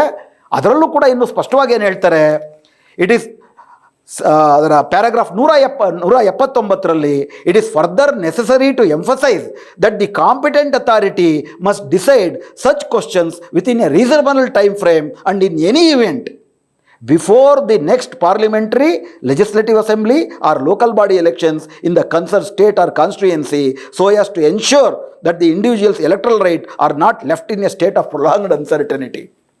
ದೊಡ್ಡ ಮಾತುಗಳನ್ನಾಡಿ ಸಾರಾಂಶದಲ್ಲಿ ಇವರು ಹೇಳ್ತಿರೋದೇನು? ಇದನ್ನು ಏನು ರೆಫರ್ ಮಾಡ್ತಾರೆ 4 ವಾರದ ಒಳಗಡೆ SIR ಪ್ರಕ್ರಿಯೆಯಲ್ಲಿ ಯಾರು ಅನುಮಾನಿತರು ಅಂತೇಳಿ, ಆ ಅನುಮಾನಿತರ ನಾಗರಿಕತ್ವವನ್ನು ಮುಂದಿನ ಚುನಾವಣೆಯ ಒಳಗಡೆ, ಅದು ಯಾವ ಚುನಾವಣೆ? ಸ್ಥಳೀಯ ಸಂಸ್ಥೆಗಳ ಚುನಾವಣೆ ಆಗಿರ್ಬೋದು, ಶಾಸನಸಭಾ ಚುನಾವಣೆ ಆಗಿರ್ಬೋದು, ಅಥವಾ ಸಂಸತ್ ಚುನಾವಣೆ ಆಗಿರ್ಬೋದು. ಅಂದರೆ ನಮ್ಮ ದೇಶದಲ್ಲಿ ನೀವು ನೋಡಿದ್ರೆ ಪ್ರತಿ 1 ವರ್ಷಕ್ಕೆ ಯಾವುದಾದ್ರೂ ಒಂದು ಚುನಾವಣೆ ಬರುತ್ತೆ. 4 ವಾರದ ನಂತರ 1 ವಾರದ ಒಳಗಡೆ SIR ಆಧಾರದಲ್ಲಿ ಶಂಕಿತರಾದವ್ರನ್ನ ನೀವು ನಾಗರಿಕತ್ವವನ್ನು ಅಂತಿಮ ತೀರ್ಮಾನ ತೆಗೆದುಕೊಳ್ಬೋದು. ಮತ್ತು ಹೆಂಗೆ ಅಂತಿಮ ತೀರ್ಮಾನ ತೆಗೆದುಕೊತೀರಿ? ಇದೇ SIR ಪ್ರಕ್ರಿಯೆ. ನೀವು ನಾಗರಿಕತ್ವ ಅಂತ NRC ವಿಷಯದಲ್ಲಿ ಯಾವ 11 ಡಾಕ್ಯುಮೆಂಟ್ಗಳನ್ನ ಕೇಳಿದ್ರೋ ಅದೇ 11 ಡಾಕ್ಯುಮೆಂಟ್ಗಳನ್ನ ಇದರಲ್ಲೂ ಕೇಳ್ತಿರೋದು. ಹೀಗಾಗಿ ವಿಶೇಷವಾಗಿ ಕಾಂಪಿಟೆಂಟ್ ಅಥಾರಿಟಿ NRC ಪ್ರಕ್ರಿಯೆಯಲ್ಲಿ ನಾವು ನೋಡಿದಂತೆ ವಿಶೇಷ ಅಂದರೆ SIR ಅಲ್ಲಿ ನಿಮಗೆ ಸಿಗದಂತಹ ಅವಕಾಶವನ್ನು ಈ ಒಂದು ಕಾಂಪಿಟೆಂಟ್ ಅಥಾರಿಟಿ ಕಲ್ಪಿಸ್ಕೊಡೋದಿಲ್ಲ. SIR ಅಲ್ಲಿ ನೀವು ಅನರ್ಹರಾಗಿದ್ದೀರಿ ಅನ್ನುವುದೇ ನಿಮ್ಮನ್ನು ಇನ್ನಷ್ಟು ಶಂಕೆಯಿಂದ ನೋಡುವುದಕ್ಕೆ, ಹೊರಹಾಕುವುದಕ್ಕೆ ಒಂದು ಬುನಾದಿಯಾಗುತ್ತೆ. ಅಂದರೆ ಅಮಿತ್ ಶಾ ಅವರ ಮಾತಿನಲ್ಲಿ ಹೇಳುವುದಾದರೆ, ಪೆಹಲೆ ಕ್ರೊನಾಲಜಿ ಸಮझ लीजिए, पहले SIR होगा, बाद में NPR होगा, बाद में NRC होगा, बाद में ನಾಗರಿಕತ್ವದಿಂದ ಹೊರದಬ್ಬುವುದು ಹೋಗ. ಇದು ಯಾವ ಬಗೆಯಲ್ಲಿ ಸೂಕ್ತವಾದದ್ದು? ಇದಕ್ಕವರು ಎಂಥ ಹಾಸ್ಯಾಸ್ಪದವಾದಂಥ ಉತ್ತರವನ್ನು ಚುನಾವಣಾ ಆಯೋಗ ಕೊಡ್ತು ಅಂತಂದರೆ, ನಾವು ಇದರಲ್ಲಿ ವೆರಿಫೈ ಮಾಡ್ತಿದ್ದೀವಿ ಹೊರತು ಡಿಟರ್ಮಿನ್ ಮಾಡ್ತಿಲ್ಲ. ನಾಗರಿಕತ್ವವನ್ನು ಪರಿಶೀಲಿಸ್ತಿದ್ದೀವಿ ಹೊರತು ನಾಗರಿಕರೋ ಹೌದೋ ಅಲ್ವೋ ಅಂತ ನಾವು ತೀರ್ಮಾನಕ್ಕೆ ಬರ್ತಿಲ್ಲ. ಆದರೆ ಪರಿಶೀಲನೆ ಮಾಡಾದ ಮೇಲೆ ನಿಮಗೆ ಅನುಮಾನ ಬಂದರೆ ನೀವೇನು ಮಾಡ್ತೀರಿ? ಮತಪಟ್ಟಿಯಿಂದ ಹೊರಗಾಕ್ತೀರಿ. ಅಂದರೆ ಮತಪಟ್ಟಿಯಿಂದ ಹೊರಗಾಕಬೇಕಾದ್ರೆ ನೀವು ನಾಗರಿಕರಲ್ಲ ಅಂತ ಡಿಟರ್ಮಿನ್ ಮಾಡಿ ತಾನೇ ಹೊರಗಾಗ್ತಿರೋದು. ಹಾಗಾದರೆ ಡಿಟರ್ಮಿನ್ ಮಾಡಿಲ್ಲ, ನಾವು ನಿರ್ಧಾರಕ್ಕೆ ಬಂದಿಲ್ಲ ಅಂತ ಹೆಂಗೆ ಹೇಳ್ತೀರಿ? ಇದು ಮಾತಿನ ಗಾರುಡಿ. ಬಿಟ್ಟರೆ ಸುಪ್ರೀಂ ಕೋರ್ಟು ಕೂಡ ಈ ಮಾತಿನ ಗಾರುಡಿನಲ್ಲಿರುವಂತಹ ಕುತಂತ್ರವನ್ನು ಉದ್ದೇಶಪೂರ್ವಕವಾಗಿ ಅರ್ಥ ಮಾಡ್ಕೊಂಡಿಲ್ಲ. ಯಾಕಂದರೆ ಇಲ್ಲಿ ಡಿಟರ್ಮಿನ್ ಆಗುತ್ತೆ. ಡಿಟರ್ಮಿನ್ ಆದಮೇಲೆ ಅಂದರೆ ನಿರ್ಧರಿಸುತ್ತೆ ಚುನಾವಣಾ ಆಯೋಗ. SIRನಲ್ಲಿ ಶಾಸನಾತ್ಮಕವಾದಂಥ ಪ್ರಕ್ರಿಯೆಗಳನ್ನು ಅನುಸರಿಸಿ ನಾಗರಿಕತ್ವವನ್ನು ಸಾಬೀತು ಮಾಡಿಕೊಳ್ಳದವರನ್ನು ಮತಪಟ್ಟಿಯಿಂದ ಹೊರಗಿಡುತ್ತೆ. ಅವರಿಗೆ ಮತದಾನದ ಹಕ್ಕನ್ನು ನಿರಾಕರಿಸಲಾಗುತ್ತೆ. ಅಂದರೆ ತೀರ್ಮಾನ ಮಾಡಿಯೇ ತಾನೇ ಮತದಾನದ ಹಕ್ಕನ್ನು ನಿರಾಕರಿಸುವುದು. ಹಾಗಾದರೆ ಮುಂದಿನ 1 ವರ್ಷದ ತನಕ ನಮ್ಮ ದೇಶದಲ್ಲಿ 2 ಬಗೆಯ ನಾಗರಿಕರಿರ್ತಾರೆ. ಅಂದರೆ ಮತಪಟ್ಟಿಯಿಂದ SIR ಹೊರಗೆ ಹಾಕಿದ ಮೇಲೆ 4 ವಾರದಲ್ಲಿ ಅವರು ಕಾಂಪಿಟೆಂಟ್ ಅಥಾರಿಟಿಗೆ ಕೊಟ್ಟು ಮುಂದಿನ ಚುನಾವಣೆಯ ಒಳಗಾಗಿ ಅವರು ತೀರ್ಮಾನ ಮಾಡಬೇಕು. ಅಂದರೆ ಅದುವರ ತನಕ ಈ ದೇಶದಲ್ಲಿ ಮತದಾನದ ಹಕ್ಕಿರುವ ನಾಗರಿಕರು, ಮತದಾನದ ಹಕ್ಕಿಲ್ಲದ ನಾಗರಿಕರು. ಮತದಾನದ ಹಕ್ಕಿಲ್ಲದವರು ನಾಗರಿಕರು ಹೆಂಗಾಗ್ತಾರೆ? ಪ್ರಾರಂಭದ ವಾಕ್ಯದಲ್ಲಿ ನಾಗರಿಕರ ಪ್ರಧಾನ ಕರ್ತವ್ಯವೇ ರಾಜಕೀಯ ಸಮುದಾಯದ ಭಾಗವಾಗುವುದು, ರಾಜಕೀಯ ಪ್ರಕ್ರಿಯೆಯಲ್ಲಿ ಒಳಗೊಳ್ಳುವುದು. ಎಲ್ಲಾಗ್ತಿದೆ ಇದು?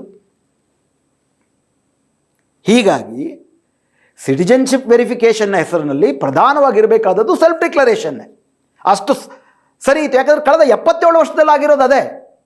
ಕಳೆದ 3 ಚುನಾವಣೆಗಳಿಂದ BJP ಗೆದ್ದು ಬರ್ತಿರೋದು ಕೂಡ ಇದರ ಆಧಾರದಲ್ಲೇ, ಸೆಲ್ಫ್ ಡಿಕ್ಲರೇಷನ್ ಆಧಾರದಲ್ಲೇ. ಈಗ ಹೊಸದಾಗಿ ಪ್ರತಿಯೊಬ್ಬರೂ ದಾಖಲೆ ಕೊಡುವಂತಹ ಒಂದು ಪರಿಸ್ಥಿತಿ ಎಲ್ಲಿಂದ ಬಂತು? ಅಂತಿಮವಾಗಿ ದಾಖಲೆಗಳ ವಿಷಯಕ್ಕೆ ಬರೋಣ. ದಾಖಲೆಗಳು ಏನೇನಿದೆ? ಈಗಾಗಲೇ ನಮ್ಮೆಲ್ಲರಿಗೂ ಕೂಡ ಗೊತ್ತಿದೆ, ರೇಷನ್ ಕಾರ್ಡ್ ಒಪ್ಪಲ್ಲ, ವೋಟರ್ ಕಾರ್ಡ್ ಒಪ್ಪಲ್ಲ, ಆಧಾರ್ ಕಾರ್ಡ್ ಬಗ್ಗೆ ಮಾತಾಡೋಣ, ನಿಮ್ಮ ಬ್ಯಾಂಕ್ ಪಾಸ್ಬುಕ್ ಒಪ್ಪಲ್ಲ, ಪ್ಯಾನ್ ಕಾರ್ಡ್ ಒಪ್ಪಲ್ಲ, ನರೇಗಾ ಕಾರ್ಡ್ ಒಪ್ಪಲ್ಲ. ಅವರು ಒಪ್ಪುವ ಕಾರ್ಡ್ಗಳ್ಯಾವುದು? 11 ಕಾರ್ಡ್ಗಳಲ್ಲಿ ಪ್ರಧಾನವಾಗಿ ನೀವು ಕೇಂದ್ರ ಸರ್ಕಾರದ ಅಥವಾ ರಾಜ್ಯ ಸರ್ಕಾರದ ಉದ್ಯೋಗಿಯಾಗಿರಬೇಕು ಅಥವಾ ಪೆನ್ಷನರ್ ಆಗಿರಬೇಕು. 1987ಕ್ಕೆ ಮುಂಚೆ ನೀವು ಇನ್ಶೂರೆನ್ಸ್ ಆಫೀಸ್ನಲ್ಲಿ, ಪೋಸ್ಟ್ ಆಫೀಸಲ್ಲಿ ಅಥವಾ ಬ್ಯಾಂಕ್ಗಳಲ್ಲಿ ಏನಾದರೂ ವ್ಯವಹಾರ ಮಾಡಿರಬೇಕು. ನಿಮ್ಮ ಹತ್ರ ಬರ್ತ್ ಸರ್ಟಿಫಿಕೇಟ್ ಇರಬೇಕು, ಪಾಸ್ಪೋರ್ಟ್ ಇರಬೇಕು, ಅಥವಾ ನಿಮ್ಮದು ಹೆಸರಿನಲ್ಲಿ ಯಾವುದಾದ್ರೂ ಆಸ್ತಿ ಇರಬೇಕು. ನೀವು SSLC ಅಥವಾ ಡಿಗ್ರಿ ಯಾವುದನ್ನಾದರೂ ಅದರ ತನಕ ಓದಿರಬೇಕು. NRC ಆಗಿರಬೇಕು. ಆದಿವಾಸಿಗಳಾದರೆ ನಿಮಗೆ ಅರಣ್ಯ ಹಕ್ಕು ಕಾಯ್ದೆಯ ಪ್ರಕಾರ ಯಾವುದಾದ್ರೂ ಜಮೀನ್ಸ್ ಇರಬೇಕು. ಸರ್ಕಾರದಿಂದ ನಿಮಗೇನಾದರೂ ವಸತಿ ಅಥವಾ ಜಾತಿ ಸರ್ಟಿಫಿಕೇಟ್ ಕೊಟ್ಟಿದ್ರೆ ಅದನ್ನು ತೋರಿಸ್ಬೇಕು. ಈ 11 ದಾಖಲೆಗಳನ್ನು ಮಾತ್ರ ಒಪ್ಕೊಳ್ತೀವಿ, ಉಳಿದ ಯಾವ ದಾಖಲೆಗಳನ್ನು ಒಪ್ಕೊಳ್ಳೋದಿಲ್ಲ. ಇದರ ಬಗ್ಗೆ ಏನಾಗಿದೆ? 13 ರಾಜ್ಯಗಳಲ್ಲಿ, ಈ 13 ರಾಜ್ಯಗಳಲ್ಲಿ ವಿಶೇಷವಾಗಿ ಬಿಹಾರದಲ್ಲೇ ತುಂಬ ಸ್ಪಷ್ಟವಾಗಿ ಕೋರ್ಟಿನ ಗಮನಕ್ಕೆ ತಂದಂತೆ ಈ 11 ದಾಖಲೆಗಳಲ್ಲಿ 80% ಜನರ ಹತ್ರ ಒಂದು ದಾಖಲೆಗಳು ಇರುವುದು ಕಷ್ಟ ಅನ್ನೋದು ಗಮನಕ್ಕೆ ಬಂತು. 2001ರಿಂದ 2024 ತನಕ ಹಬ್ಬಬ್ಬ ಅಂದರೆ ಅಲ್ಲಿ 2.5 ಕೋಟಿ ಜನ ಯಾಕಂದರೆ ಅಹವಾಲುದಾರರು ಇದನ್ನು ತಮ್ಮ ಫಿರ್ಯಾದಿನಲ್ಲಿ ಹೇಳಿದ್ದಾರೆ. ಎಷ್ಟೆಷ್ಟು ಕಳೆದ 25 ವರ್ಷದಲ್ಲಿ ಎಷ್ಟು ಜನರಿಗೆ ಪಾಸ್ಪೋರ್ಟ್ ಕೊಟ್ಟಿದ್ದಾರೆ ಬಿಹಾರದಲ್ಲಿ, ಎಷ್ಟು ಜನರಿಗೆ ಜನನ ಪ್ರಮಾಣ ಪತ್ರ ಕೊಟ್ಟಿದ್ದಾರೆ, ಎಷ್ಟು ಜನ ಮೆಟ್ರಿಕ್ಯುಲೇಷನ್ ಪಾಸ್ ಆಗಿದ್ದಾರೆ. ಬಿಹಾರದ ಸಂದರ್ಭದಲ್ಲಿ 60ರಿಂದ 70% ಜನರು ಇವ್ಯಾವುದನ್ನು ಪಡ್ಕೊಳ್ಳೋ ಸಾಧ್ಯತೆಯೇ ಇರಲಿಲ್ಲ. ಈ ಕಾರಣಕ್ಕೋಸ್ಕರನೇ ಆಧಾರ್ನಾದರೂ ಕೂಡ ಕಡ್ಡಾಯವಾಗಿ ನೀವು ಸೇರಿಸಿ, ಎಲ್ಲರ ಹತ್ರನೂ ಆಧಾರ್ ಇರುತ್ತೆ ಅಂಥೇಳಿ ಪದೇ ಪದೇ ಅಹವಾಲನ್ನು ಹಾಕಿದ್ರು 2025 ಜುಲೈಯಿಂದ ಆಗಸ್ಟ್ ತನಕ. ಕಾಲಕ್ಕೆ ಸುಪ್ರೀಂ ಕೋರ್ಟು ಚುನಾವಣಾ ಆಯೋಗಕ್ಕೆ ನೋಡಿ ಪರಿಶೀಲಿಸಿ ಅಂತೇಳಿ ಸೆಪ್ಟೆಂಬರ್ 9ಕ್ಕೆ ಒಂದು ಆದೇಶವನ್ನು ಕೊಟ್ಟು ಆಧಾರನ್ನು 12ನೇ ದಾಖಲೆಯಾಗಿ ಒಪ್ಪಿಕೊಳ್ಳತಕ್ಕದ್ದು ಅಂತ ಆದೇಶ ಮಾಡ್ತು. ಅದಕ್ಕೆ ತಿದ್ದುಪಡಿ ತಂದಿದ್ದಾರೆ, ಅದನ್ನ ಆಮೇಲೆ ಮಾತಾಡೋಣ. ಅಂದರೆ ನೀವು ಆಧಾರನ್ನು 12ನೇ ದಾಖಲೆಯಾಗಿ ಒಪ್ಪಿಕೊಳ್ಳಿ ಅಂತೇಳಿ ಆದೇಶಿಸುವ ಸಂದರ್ಭ ಏನಿತ್ತು? ಯಾತಕ್ಕಾಗಿ ಆದೇಶಿಸಿದ್ರಿ? ಯಾಕಾಗಿ ಆದೇಶಿಸಿದ್ರಿ ಅಂದರೆ ಚುನಾವಣಾ ಆಯೋಗ ನಿಗದಿಪಡಿಸಿದಂಥ ಉಳಿದ 11 ದಾಖಲೆಗಳು ಸಾಮಾನ್ಯವಾಗಿ ಜನರ ಹತ್ರ ಇಲ್ಲ ಅನ್ನುವ ಕಾರಣಕ್ಕಾಗಿ ನೀವು ಅದನ್ನು ಮಾಡಿದ್ರಿ. ತಾವೇ 2025 ಸೆಪ್ಟೆಂಬರ್ 9ಕ್ಕೆ ತಾವು ಮಾಡಿದ್ದು. ಆದರೆ 2026 ಮೇ 27 ನಿಮ್ಮ ತೀರ್ಪಿನಲ್ಲಿ ಪ್ಯಾರಾಗ್ರಾಫ್ 153 ಬರುತ್ತೆ, ತಮ್ಮ ಪರದೆಯ ಮೇಲೆ ನೀವು ನೋಡ್ಬೋದು. A perusal of the documentation framework suggests that the list of the document is indicative of the materials that are ordinarily available to electors. ತಾವೇ ಆಧಾರ್ನ ಯಾತಕ್ಕೆ ಕಡ್ಡಾಯ ಮಾಡಬೇಕಾಗಿತ್ತು, 11 ದಾಖಲೆಗಳು ದುರ್ಲಭವಾಗಿದೆ ಅಂತ ಒಂದು ಕಡೆ ತೀರ್ಪು ಕೊಟ್ಟು, ಈಗ ತಾವೇನು ಹೇಳ್ತಿದ್ದೀರಿ? 11 ದಾಖಲೆಗಳ ಪಟ್ಟಿಯನ್ನು ನಾವು ಗಮನಿಸಿದಾಗ ಈ ದಾಖಲೆಗಳು ಬಹುಪಾಲು ಜನರ ಹತ್ರ ಸಾಮಾನ್ಯವಾಗಿ ಲಭ್ಯವಾಗಿದೆ ಎಂಬುದು ನಮ್ಮ ಗಮನಕ್ಕೆ ಬಂದಿದೆ. The expansions of the list as compared to earlier exercises also demonstrates an attempt to widen the range of the acceptable proofs rather to restrict it.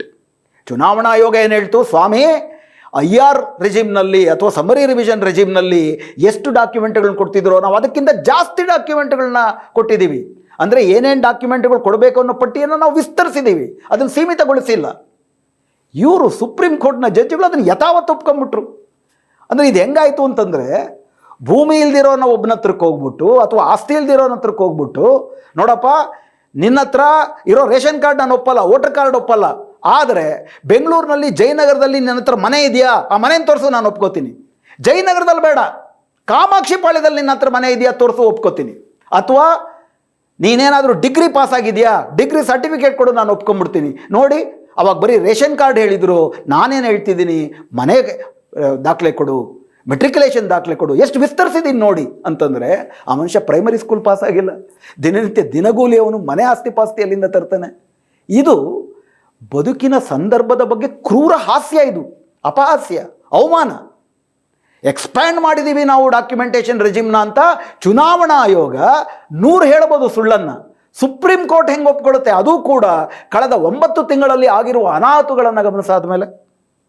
The argument that the regime is exclusionary therefore does not commend acceptance in the absence of material to show that the prescribed documents are by their very nature inaccessible. ಈ ಎಲ್ಲ ಕಾರಣದಿಂದ ನಿಗದಿಪಡಿಸಲಾಗಿರುವ ದಾಖಲೆಗಳು ದುರ್ಲಭವಾಗಿದೆ ಎಂದು ನಮ್ಮ ಗಮನಕ್ಕೆ ಬಂದಿಲ್ಲ ಮತ್ತು ಸಾಬೀತು ಮಾಡಿಲ್ಲವಾದ್ದರಿಂದ ಈ ಡಾಕ್ಯುಮೆಂಟ್ಗಳ ಪಟ್ಟಿಯು ಸೂಕ್ತವಾಗಿಲ್ಲ ಎನ್ನುವುದನ್ನು ನಾವು ಒಪ್ಪಿಕೊಳ್ಳಲು ಸಾಧ್ಯವಿಲ್ಲ. ಇದನ್ನು ಯಾವ ಕುರುಡು ಅಂತ ಕರಿಬೇಕು? ಎಂಥ ಸ್ವವೈರುಧ್ಯದಿಂದ ಇದು ಕೂಡಿದೆ. ತಾವೇ ಆಧಾರನ ಕಡ್ಡಾಯ ಮಾಡಿದ್ದಕ್ಕೆ ಕಾರಣ ಉಳಿದ 11 ದಾಖಲೆಗಳು ದುರ್ಲಭ ಅಂತ ಈಗ ತಾವೇ ಹೇಳ್ತೀರಿ. ಮುಂದುವರೆದು ಇನ್ನೂ ಏನೇನು ಹೇಳ್ತಾ ಇದ್ದಾರೆ? ಒಂದು ನಿರ್ದಿಷ್ಟವಾದಂಥ ಮತಪಟ್ಟಿ ಪರಿಷ್ಕರಣಾ ಪ್ರಕ್ರಿಯೆಗೆ ಯಾವ ಬಗೆಯ ಡಾಕ್ಯುಮೆಂಟ್ಗಳನ್ನು ಬೇಕು ಅಂತ ತೀರ್ಮಾನ ಮಾಡುವ ಅಧಿಕಾರ ಸಂಪೂರ್ಣವಾಗಿ ಚುನಾವಣಾ ಆಯೋಗಕ್ಕೆ ಇದೆ. The commission is not obliged to accept every document that may have some probative value. It is entitled to exclude those which is not in considered view are either insufficient for the purpose at hand or susceptible to misuse in a manner that would undermine the integrity of the process. ಚುನಾವಣಾ ಆಯೋಗಕ್ಕೆ ಕೆಲವು ನಿರ್ದಿಷ್ಟವಾದಂಥ ದಾಖಲೆಗಳು ತನ್ನ ಘೋಷಿತ ಉದ್ದೇಶಕ್ಕೆ ಪೂರಕವಾಗಿಲ್ಲ ಎಂದು ತೀರ್ಮಾನಕ್ಕೆ ಬಂದರೆ ಅದನ್ನು ತಿರಸ್ಕರಿಸುವ ಹಕ್ಕು ಕಮಿಷನ್ಗೆ ಇರುತ್ತೆ. ನೀವು ಇಂಥದನ್ನೇ ಒಪ್ಕೊಳ್ಬೇಕು, ಇಂಥದನ್ನು ಒಪ್ಕೊಳ್ಬಾರ್ದು ಅಂತಂದ್ಬಿಟ್ಟು ಕಡ್ಡಾಯ ಮಾಡುವಂತಹ ಅಧಿಕಾರ ನಮಗಿಲ್ಲ. ಹೆಂಗೆ ಹೇಳ್ತೀರಿ ಇದನ್ನು? ಇದು ಸಂವಿಧಾನ ಚುನಾವಣಾ ಆಯೋಗಕ್ಕೆ ಫ್ರೀ ಆ್ಯಂಡ್ ಫೇರ್ ಎಲೆಕ್ಷನ್ನ ಮಾಡುವುದಕ್ಕೆ ಹಾಗೂ ಅರ್ಹ ಮತದಾರರೆಲ್ಲರನ್ನೂ ಒಳಗೊಳ್ಳುವಂತೆ ಏನು ಸಾಂವಿಧಾನಿಕ ಅದನ್ನು ಮಾಡುವುದಕ್ಕಾಗಿ ಒಂದು ಸಾಂವಿಧಾನಿಕ ಸ್ವಾಯತ್ತತೆಯನ್ನು ಕೊಟ್ಟಿದ್ದಾರೆ, ಅದರ ಉಲ್ಲಂಘನೆ ಅಲ್ವಾ? 10ರಿಂದ 20% ಮತದಾರರನ್ನು ಈ ಆಧಾರದಲ್ಲಿ ಹೊರದಬ್ತಿದ್ದೀರಾ ಅಂತಂದರೆ, ಈ ರೆಜಿಮನ್ನು, ಈ ಡಾಕ್ಯುಮೆಂಟರಿ ರೆಜಿಮನ್ನು ನೀವು ರೂಪಿಸಿದ್ದೀರಾ ಅಂತಂದರೆ ಅದು ಉಲ್ಲಂಘನೆ ಅಲ್ವಾ? ಮುಂದುವರೆದು ಆಧಾರ್ ಕಾರ್ಡ್ ಬಗ್ಗೆ ನಾನು ಆಗಲೇ ಹೇಳಿದೆ. 2025ರಲ್ಲಿ ಆಧಾರ್ ಕಾರ್ಡ್ನ ಕಡ್ಡಾಯ ಮಾಡಿದ್ರಿ ಆದೇಶದ ಮೂಲಕ. ಯಾಕಂತಂದರೆ 11 ಇತರ ಡಾಕ್ಯುಮೆಂಟ್ಗಳಿಂದ ಜನರ ಹತ್ರ ಸುಲಭವಾಗಿ ಲಭ್ಯವಾಗಿರುವ ಡಾಕ್ಯುಮೆಂಟ್ ಆಧಾರ್. ಈಗ ಫುಲ್ ಅದಕ್ಕೆ ಉಲ್ಟಾ ಹೊಡೆದ್ರಿ. ಇದರ ತೀರ್ಪಿನ ಪ್ಯಾರಾಗ್ರಾಫ್ 157 ತಮ್ಮ ಪರದೆಯ ಮೇಲೆ ಬರುತ್ತೆ, ತಾವು ನೋಡ್ಬೋದು. ಅದರಲ್ಲಿ ಏನು ಹೇಳ್ತಾ ಇದ್ದಾರೆ? It is however pertinent to note that while an Aadhaar card may not constitute proof of citizenship or domicile, Section 23(4) of the RP Act expressly contemplates its use for the limited purpose of establishing the identity of an individual. Aadhaar ಕಾರ್ಡ್ನಲ್ಲಿ Aadhaar card 2010ರಲ್ಲಿ ಮಾಡಿದ್ದೇನೆ ಈ ದೇಶದ ನಾಗರಿಕರು ಅಂತ ಪ್ರತಿಯೊಬ್ಬರ ಹತ್ರನೂ ಒಂದು card ಇರಲಿ ಅಂತ. ಆದರೆ ಆ ಕಾರ್ಡ್ನ ಬಳಸ್ಕೊಂಡು ಸಂಪೂರ್ಣವಾಗಿ ಸರ್ಕಾರ ಮತ್ತು ಮಾರ್ಕೆಟು ನಮ್ಮ ಮೇಲೆ ಬೇಹುಗಾರಿಕೆ ಮಾಡ್ಬೋದು. ನಾನು ಯಾರಿಗೆ ಫೋನ್ ಮಾಡಿದ್ರು ಕೂಡ ಇದ್ದಕ್ಕಿದ್ದಂಗೆ ನಾನು ಯಾವುದೋ ಸ್ನೇಹಿತರ ಹತ್ರ ಮಾತಾಡಿದ್ರೆ ನಾನೇನು ವಿಷಯ ಪ್ರಸ್ತಾಪ ಮಾಡ್ತೀನಿ ಅದಕ್ಕೆ ಆಧರಿಸಿರುವಂಥ ಯಾವುದ್ಯಾವುದೋ ಸರಕುಗಳ ಜಾಹೀರಾತು ನನ್ನ ಫೋನ್ಗೆ ಹೆಂಗೆ ಬರುತ್ತೆ ಅಂತಂದರೆ ಕಂಪ್ಲೀಟ್ ಇವೆಲ್ಲ ಫೋನು ಮತ್ತು ನಮ್ಮ ಆಧಾರ್ ಕಾರ್ಡು ಎಲ್ಲವೂ ಕೂಡ ಒಂದಕ್ಕೊಂದು ಜಾಯಿನ್ ಆಗಿಬಿಟ್ಟು ಕಾರ್ಪೊರೇಟ್ ಇಂಟೆಲಿಜೆನ್ಸ್ ನಡೆಯುತ್ತೆ. ಇನ್ನೊಂದು ಸ್ಟೇಟ್ ಕೂಡ ನಾನು ಯಾವುದಾದ್ರೂ ಪ್ರತಿಭಟನೆಯಲ್ಲಿ ಭಾಗವಹಿಸ್ತೇನೆ ಇತ್ಯಾದಿಗಳನ್ನು ಮಾಡುವುದಕ್ಕೆ, ನನ್ನ ವ್ಯವಹಾರಗಳ ಮೇಲೆ ಗಮನ ಹರಿಸೋದಕ್ಕೆ ಆಧಾರ್ ಬಳಕೆ ಆಗುತ್ತೆ. ಹೀಗಾಗಿ ಆಧಾರ್ ಬಗ್ಗೆ ತುಂಬ ದೊಡ್ಡ ಜನ ಹೋರಾಟ ನಡೀತು. ವಾಸ್ತವ ಏನಪ್ಪ ಅಂದರೆ BJPನೂ ಪ್ರಾರಂಭದಲ್ಲಿ ಇದನ್ನು ವಿರೋಧಿಸಿತ್ತು. ಆದರೂ ಅದು ಹೆಚ್ಚು ಕಡಿಮೆ ನಮ್ಮ ಭಾರತೀಯತೆಗೆ ಒಂದು ನಿದರ್ಶನವಾಗಿತ್ತು. ಆದರೆ 2016ರಲ್ಲಿ ಮೋದಿ ಸರ್ಕಾರ ಆಧಾರ್ ಆ್ಯಕ್ಟ್ಗೆ ಒಂದು ತಿದ್ದುಪಡಿಯನ್ನು ತಂದು ಆಧಾರ್ ಅನ್ನುವುದು ನಾಗರಿಕತ್ವಕ್ಕೆ ಪುರಾವೆಯಲ್ಲ, ಅದು ಕೇವಲ ನಮ್ಮ ಗುರುತಿನ ಪುರಾವೆ ಅಂತ ಮಾಡ್ತು. ಅದೇ ಆರ್ಟಿಕಲ್ ಸೆಕ್ಷನ್ 23(4) ಅಮೆಂಡ್ಮೆಂಟ್ ಮಾಡಿದ್ದು. ಹೀಗಾಗಿ ಈ ತೀರ್ಪು ಏನು ಹೇಳುತ್ತೆ? ಆಧಾರ್ ಅನ್ನುವಂಥದ್ದು ನಮ್ಮ ನಾಗರಿಕತ್ವಕ್ಕೆ ಪುರಾವೆ ಎಲ್ಲ ಆದರೂ ಕೂಡ ನಮ್ಮ ಗುರುತಿಗೆ ಪುರಾವೆ. ಆದ್ದರಿಂದ in recognition of this statutory position, this court, wide order September 9th of 2025, directed the commission to treat the Aadhaar card as an additional 12th document of identity for consideration in the process of inclusion or exclusion from the revised electoral roll in the state of Bihar. ಆದ್ದರಿಂದ ಇವೆಲ್ಲ ಗಮನದಲ್ಲಿಟ್ಕೊಂಡೆ ಒಂದು 12ನೇ document ಆಗಿ ಮತಪಟ್ಟಿನಲ್ಲಿ ಸೇರಿಸುವ ಅಥವಾ ಕಿತ್ತು ಹಾಕುವ ಸೀಮಿತವಾದ ಉದ್ದೇಶಗಳಿಗೆ, ನಾಗರಿಕತ್ವವನ್ನು ಸಾಬೀತು ಮಾಡೋದಕ್ಕಲ್ಲ, ಮತಪಟ್ಟಿನಲ್ಲಿ ಸೇರಿಸಿಕೊಳ್ಳುವ ವಿಷಯಕ್ಕೆ 12ನೇ ದಾಖಲೆಯಾಗಿ ಆಧಾರನ್ನು ಸೇರಿಸಿ ಅಂತಂದ್ಬಿಟ್ಟು ನಾವೇ ಆದೇಶ ಕೊಟ್ವಿ. ಈಗ ಮುಖ್ಯವಾದದ್ದು ಈಗೇನು ಹೇಳ್ತಿದ್ದಾರೆ, it was however made equally clear that such recognition does not elevate Aadhaar to conclusive proof and that the authorities would remain empowered to verify its authenticity and genuineness, including by calling for such further materials as may be necessary in given case. ಆದರೆ ಇದು ಯಾವುದೂ ಕೂಡ ತುಂಬ ಏನು ಸ್ಪಷ್ಟವಾಗಿ ಹೇಳುತ್ತೆ ಅಂದರೆ, ಆಧಾರನ್ನು ನಿಮ್ಮ ಸಿಟಿಜನ್ಶಿಪ್ಗೆ ಕನ್ಕ್ಲೂಸಿವ್ ನಿರ್ಣಯಾತ್ಮಕವಾದಂಥ ಸಾಕ್ಷಿ ಅಂತ ನಾವು ಪರಿಗಣಿಸೋದಿಲ್ಲ. ಹೀಗಾಗಿ ನಿಮ್ಮ ನಾಗರಿಕತ್ವ ಪರಿಶೀಲನೆ ಮಾಡುವ ಅಧಿಕಾರಿ ನಿಮ್ಮ ಆಧಾರ್ ಕಾರ್ಡ್ನ ರುಜುತ್ವವನ್ನು ಪರಿಶೀಲಿಸಬಹುದು. ಅಷ್ಟು ಮಾತ್ರ ಅಲ್ಲ, ಆಧಾರ್ ಕಾರ್ಡ್ ಜೊತೆಗೆ ಇತರ ದಾಖಲೆಗಳನ್ನು ಕೂಡ ಆತ ಕೇಳಬಹುದು. ಸೊ ಹೀಗೆ 12th ಡಾಕ್ಯುಮೆಂಟ್ ಆಗಿ ನೀವು ಬಳಸ್ಬೋದು ಅಂತೇಳಿ, ಇನ್ನೊಂದು ಕಡೆ ಅದಷ್ಟು ಪುರಾವೆ ಅಲ್ಲ, ಅಧಿಕಾರಿಗಳು ಬೇಕಾದರೆ ಅದ್ರ ಜೊತೆಗೆ ಇನ್ನೊಂದನ್ನು ಕೊಡಕ್ಕೆ ಕೇಳ್ಬೋದು ಅಂತಂದರು. ಇದರ ಭಾಗವಾಗಿಯೇ ನಮ್ಮ ಕರ್ನಾಟಕದ ಮುಖ್ಯ ಚುನಾವಣಾಧಿಕಾರಿ ಅನ್ಬುಕುಮಾರ್ ಅವರು ಮೊನ್ನೆ ಸಂದರ್ಶನದಲ್ಲಿ ಸ್ಪಷ್ಟವಾಗಿ ಹೇಳಿರೋದೇನಪ್ಪ ಅಂದರೆ, ಆಧಾರ್ ಕಾರ್ಡ್ನ ಜೊತೆಗೆ ಮತ್ತೊಂದು ದಾಖಲೆಗಳನ್ನು ಕೊಡಬೇಕು ನೀವು. ಸೊ ಆಧಾರ್ ಕಾರ್ಡ್ ಕೊಟ್ಟರು, ಇನ್ನೊಂದು ಕೈನಲ್ಲಿ ಕಿತ್ಕೊಂಡ್ರು. ಆಧಾರ್ ಕಾರ್ಡ್ ಕೊಡೋದಕ್ಕೆ ಕಾರಣ, ಕೋರ್ಟಿನ ಮುಂದೆ ಚುನಾವಣಾ ಆಯೋಗ ನಿಗದಿ ಮಾಡಿರುವ 11 ದಾಖಲೆಗಳು ಸುಲಭವಾಗಿ ಲಭ್ಯವಿಲ್ಲ ಅಂತ ಸಾಬೀತಾಗಿದೆ. ಆ ಕಾರಣಕ್ಕೆ ಆಧಾರ್ ನೀವು ಮಾಡಿದ್ದು. ಈಗ ಆಧಾರ್ನೂ ಕೂಡ ನೋ ಆಧಾರ್, ಬದುಕಿರೋದಕ್ಕೆ ಆಧಾರ ಬೇಕಂದ್ರೆ ಆಧಾರ ಬೇಕು, ಬ್ಯಾಂಕ್ ಕಾರ್ಡ್ಗೆ ಆಧಾರ ಬೇಕು, ಬಸ್ನಲ್ಲಿ ಹೋಗೋದಕ್ಕೆ ಆಧಾರ ಬೇಕು, ಏನೇ ಕಾರಣಕ್ಕೂ ಆಧಾರ ಬೇಕು. ಆದರೆ ನಾಗರಿಕತ್ವ ಅನ್ನೋದಕ್ಕೆ ಆಧಾರ ಬೇಡ. ಮುಂದುವರೆದು ಯಾವ್ಯಾವ ಕಾರ್ಡ್ಗಳನ್ನು ನಿರಾಕರಿಸಿದೆ ಚುನಾವಣಾ ಆಯೋಗ, ಅದು ಹೆಂಗೆ ಸರಿ ಅಂತೇಳಿ ಹೊಸದಾಗಿ ಒಂದು ವಾದವನ್ನು ಮುಂದಿಟ್ಟಿದ್ದಾರೆ. ರೇಷನ್ ಕಾರ್ಡ್ ವಿಷಯಕ್ಕೆ ಬಂದರೆ, ಈ ರೇಷನ್ ಕಾರ್ಡು ಅವರು ಸ್ಪಷ್ಟವಾಗಿ ಪ್ಯಾರಾಗ್ರಾಫ್ 158ರಲ್ಲಿ ಹೇಳೋದಾದರೆ, similarly the exclusion of ration card is supported by the commission's assessment of their evidentiary credibility. Ration ಕಾರ್ಡನ್ನು ಒಪ್ಪಲ್ಲ ಅಂತ ಹೇಳೋದಕ್ಕೂ ಕೂಡ ಏನು ಚುನಾವಣಾ ಆಯೋಗ ವಾದ ಮುಂದಿಟ್ಟಿದೆ, ಯಾಕಂದರೆ ಅದು ವಿಶ್ವಾಸಾರ್ಹವಾದಂಥ ದಾಖಲೆ ಅಲ್ಲ ಅನ್ನುವುದನ್ನು ನಾವು ಒಪ್ಕೊಳ್ಬೇಕಾಗತ್ತೆ. ಯಾಕಂದರೆ ರೇಷನ್ ಕಾರ್ಡ್ನ ಸುಲಭವಾಗಿ ಫೋರ್ಜರಿ ಮಾಡಬಹುದು. ಇನ್ಫ್ಯಾಕ್ಟ್ ಸುಪ್ರೀಂ ಕೋರ್ಟಲ್ಲಿ ಇದೇ ಬೆಂಚಿನ ಮುಂದೆ ಇದೇ ಬಗೆಯ ವಾದ ಬಂತು. ಆಧಾರ್ ಕಾರ್ಡ್ನ ಯಾಕೆ ನಾವು ಒಪ್ಪಲ್ಲ ಅಂತಂದರೆ ಫೋರ್ಜರಿ ಮಾಡ್ಬೋದು ಅದನ್ನು ಅಂತ ಹೇಳಿದಾಗ, ನ್ಯಾಯಮೂರ್ತಿ ಬಾಗ್ಚಿ ಅವರೇ, ಬರೀ ಆಧಾರ್ ಕಾರ್ಡ್ನ ಮಾತ್ರ ಫೋರ್ಜರಿ ಮಾಡೋಕ್ಕೆ ಸಾಧ್ಯವಾ, ಉಳಿದ ನಿಮ್ಮ 11 ಕಾರ್ಡ್ ಫೋರ್ಜರಿ ಮಾಡೋದಕ್ಕೆ ಸಾಧ್ಯ ಇಲ್ವಾ ಅಂತ ಪ್ರಶ್ನೆ ಮಾಡಿದರು. ಅಷ್ಟು ಮಾತ್ರ ಅಲ್ಲ, ಇದೇ ನ್ಯಾಯಮೂರ್ತಿ ಬಾಗ್ಚಿ ಅವರು ಈ 11 ದಾಖಲೆಗಳಲ್ಲಿ ನನ್ನ ಹತ್ರನೂ ಕೂಡ ಯಾವುದೇ ದಾಖಲೆ ಇಲ್ವೇನೋ ಅಂತ ಅನಿಸ್ತಿದೆ ಅಂತಂದರು. ಹಾಗೆಲ್ಲ ಜನರಿಗೆ ಆಸೆಯನ್ನು ಹುಟ್ಟಿಸಿದಂಥ ಈ ಸುಪ್ರೀಂ ಕೋರ್ಟು ಈಗ ಕೊನೆಗೆ ಏನು ಹೇಳುತ್ತೆ, it may not be out of place to note that a ration card unlike a passport or a birth certificate is certainly not a conclusive proof for citizenship. ಆದ್ದರಿಂದ ರೇಷನ್ ಕಾರ್ಡು ಪಾಸ್ಪೋರ್ಟ್ ಥರ, birth certificate ಥರ ನನ್ನ ನಾಗರಿಕತ್ವಕ್ಕೆ ವಿಶ್ವಾಸಾರ್ಹ ಪುರಾವೆಯಲ್ಲ. ಈ ದೇಶದಲ್ಲಿ passport ಎಷ್ಟು ಜನರ ಹತ್ರ ಇದೆ? ಕರ್ನಾಟಕದಲ್ಲಿ ಬರೀ 8% ಜನರ ಹತ್ರ ಇದೆ. ಬಿಹಾರದಲ್ಲಿ ಎಷ್ಟು ಜನರ ಹತ್ರ ಇದೆ? ಕೇವಲ 2% ಜನರ ಹತ್ರ ಇದೆ. ಎಷ್ಟು ಜನರ ಹತ್ರ ಬರ್ತ್ ಸರ್ಟಿಫಿಕೇಟ್ ಇದೆ? ಬರ್ತ್ ಸರ್ಟಿಫಿಕೇಟು ಕಡ್ಡಾಯ ಆಗಿದ್ದೇ 1987ರ ನಂತರ. ಈಗಲೂ ಕೂಡ 60% ಗ್ರಾಮೀಣ ಪ್ರದೇಶದಲ್ಲಿ 40ರಿಂದ 30% ಜನನಗಳು ದಾಖಲೆ ಆಗಲ್ವಾ? ಇತ್ತೀಚೆಗೆ ಆ ದಾಖಲೆಗಳಾಗ್ತಿದ್ರು ಕೂಡ ಇದಕ್ಕೆ ಮುಂಚೆ ಹುಟ್ಟಿದವ್ರ ಕತೆ ಏನು? ಅವ್ರಿಗೆ ಯಾವ ಬರ್ತ್ ಸರ್ಟಿಫಿಕೇಟ್ ತರ್ತೀರಿ?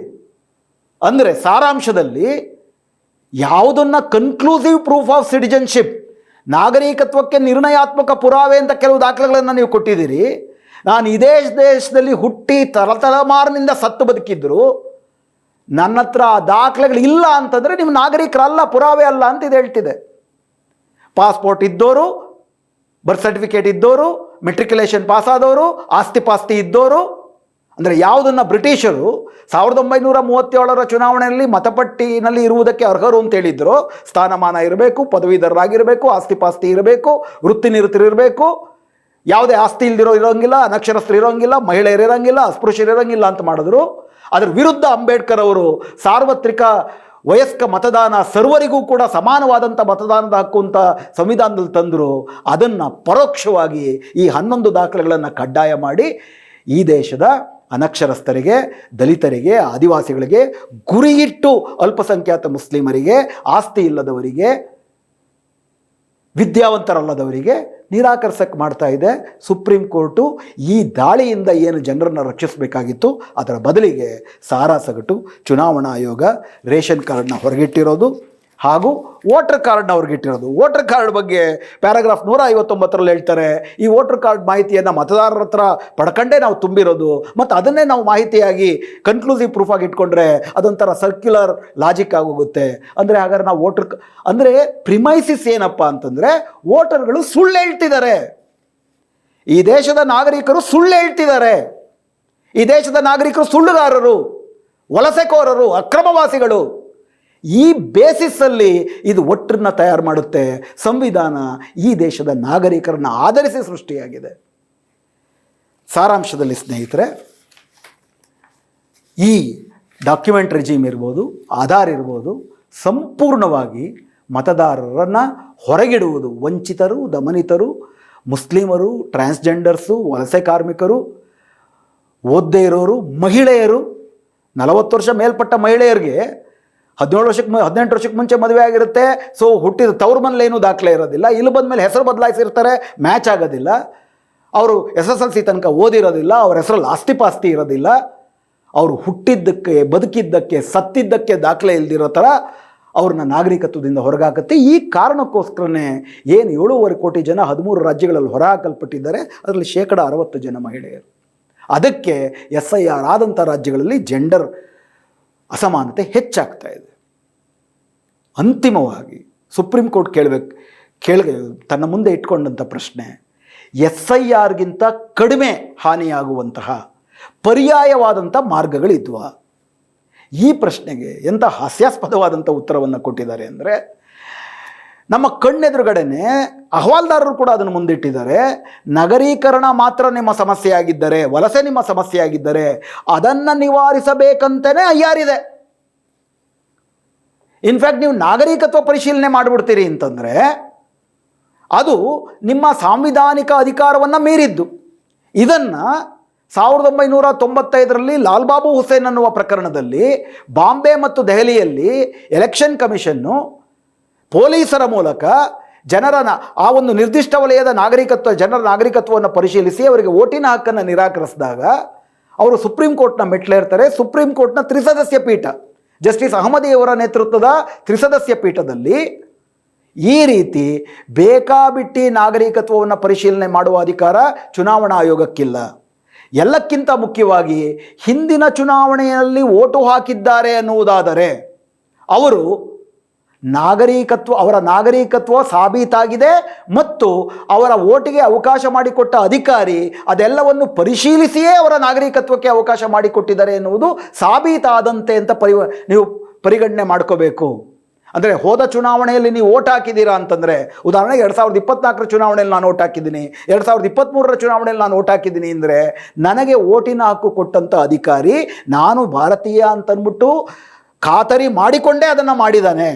ಆದ್ದರಿಂದ ನಾನು ಹಿಂದಿನ ವರ್ಷ ವೋಟ್ ಹಾಕಿದ್ದೀನಿ ಅಂತ ಕೊಟ್ಟರೆ ನೀವು ಅದು ನಾಗರಿಕತ್ವದ ಪುರಾವೆ ಅಂತಲೇ ನೀವು ಪರಿಗಣಿಸ್ಕೊಂಡು ಅದನ್ನು ಮೀರಿದ ಪ್ರಶ್ನೆಯನ್ನು ಕೇಳಬೇಕು. ಇದನ್ನು ಭಾಳ ಸ್ಪಷ್ಟವಾಗಿ ಲಾಲ್ ಬಾಬು ಹುಸೇನ್ ಪ್ರಕರಣದಲ್ಲಿ ಹೇಳಲಾಗಿದೆ. ಇದನ್ನು ಸುಪ್ರೀಂ ಕೋರ್ಟ್ ಮುಂದೆ ನೀವು ತರಲಾಗುತ್ತೆ. ಸುಪ್ರೀಂ ಕೋರ್ಟ್ ಮುಂದೆ ಚುನಾವಣಾ ಆಯೋಗ ಹೇಳೋದೇನಪ್ಪ ಅಂದರೆ 1995 ತನಕ ಈ ದೇಶದಲ್ಲಿ ಕಾಲಕ್ಕೆ IR ನಡೀತಿತ್ತು, ಇಂಟೆನ್ಸಿವ್ ರಿವಿಷನ್ ನಡೀತಿತ್ತು.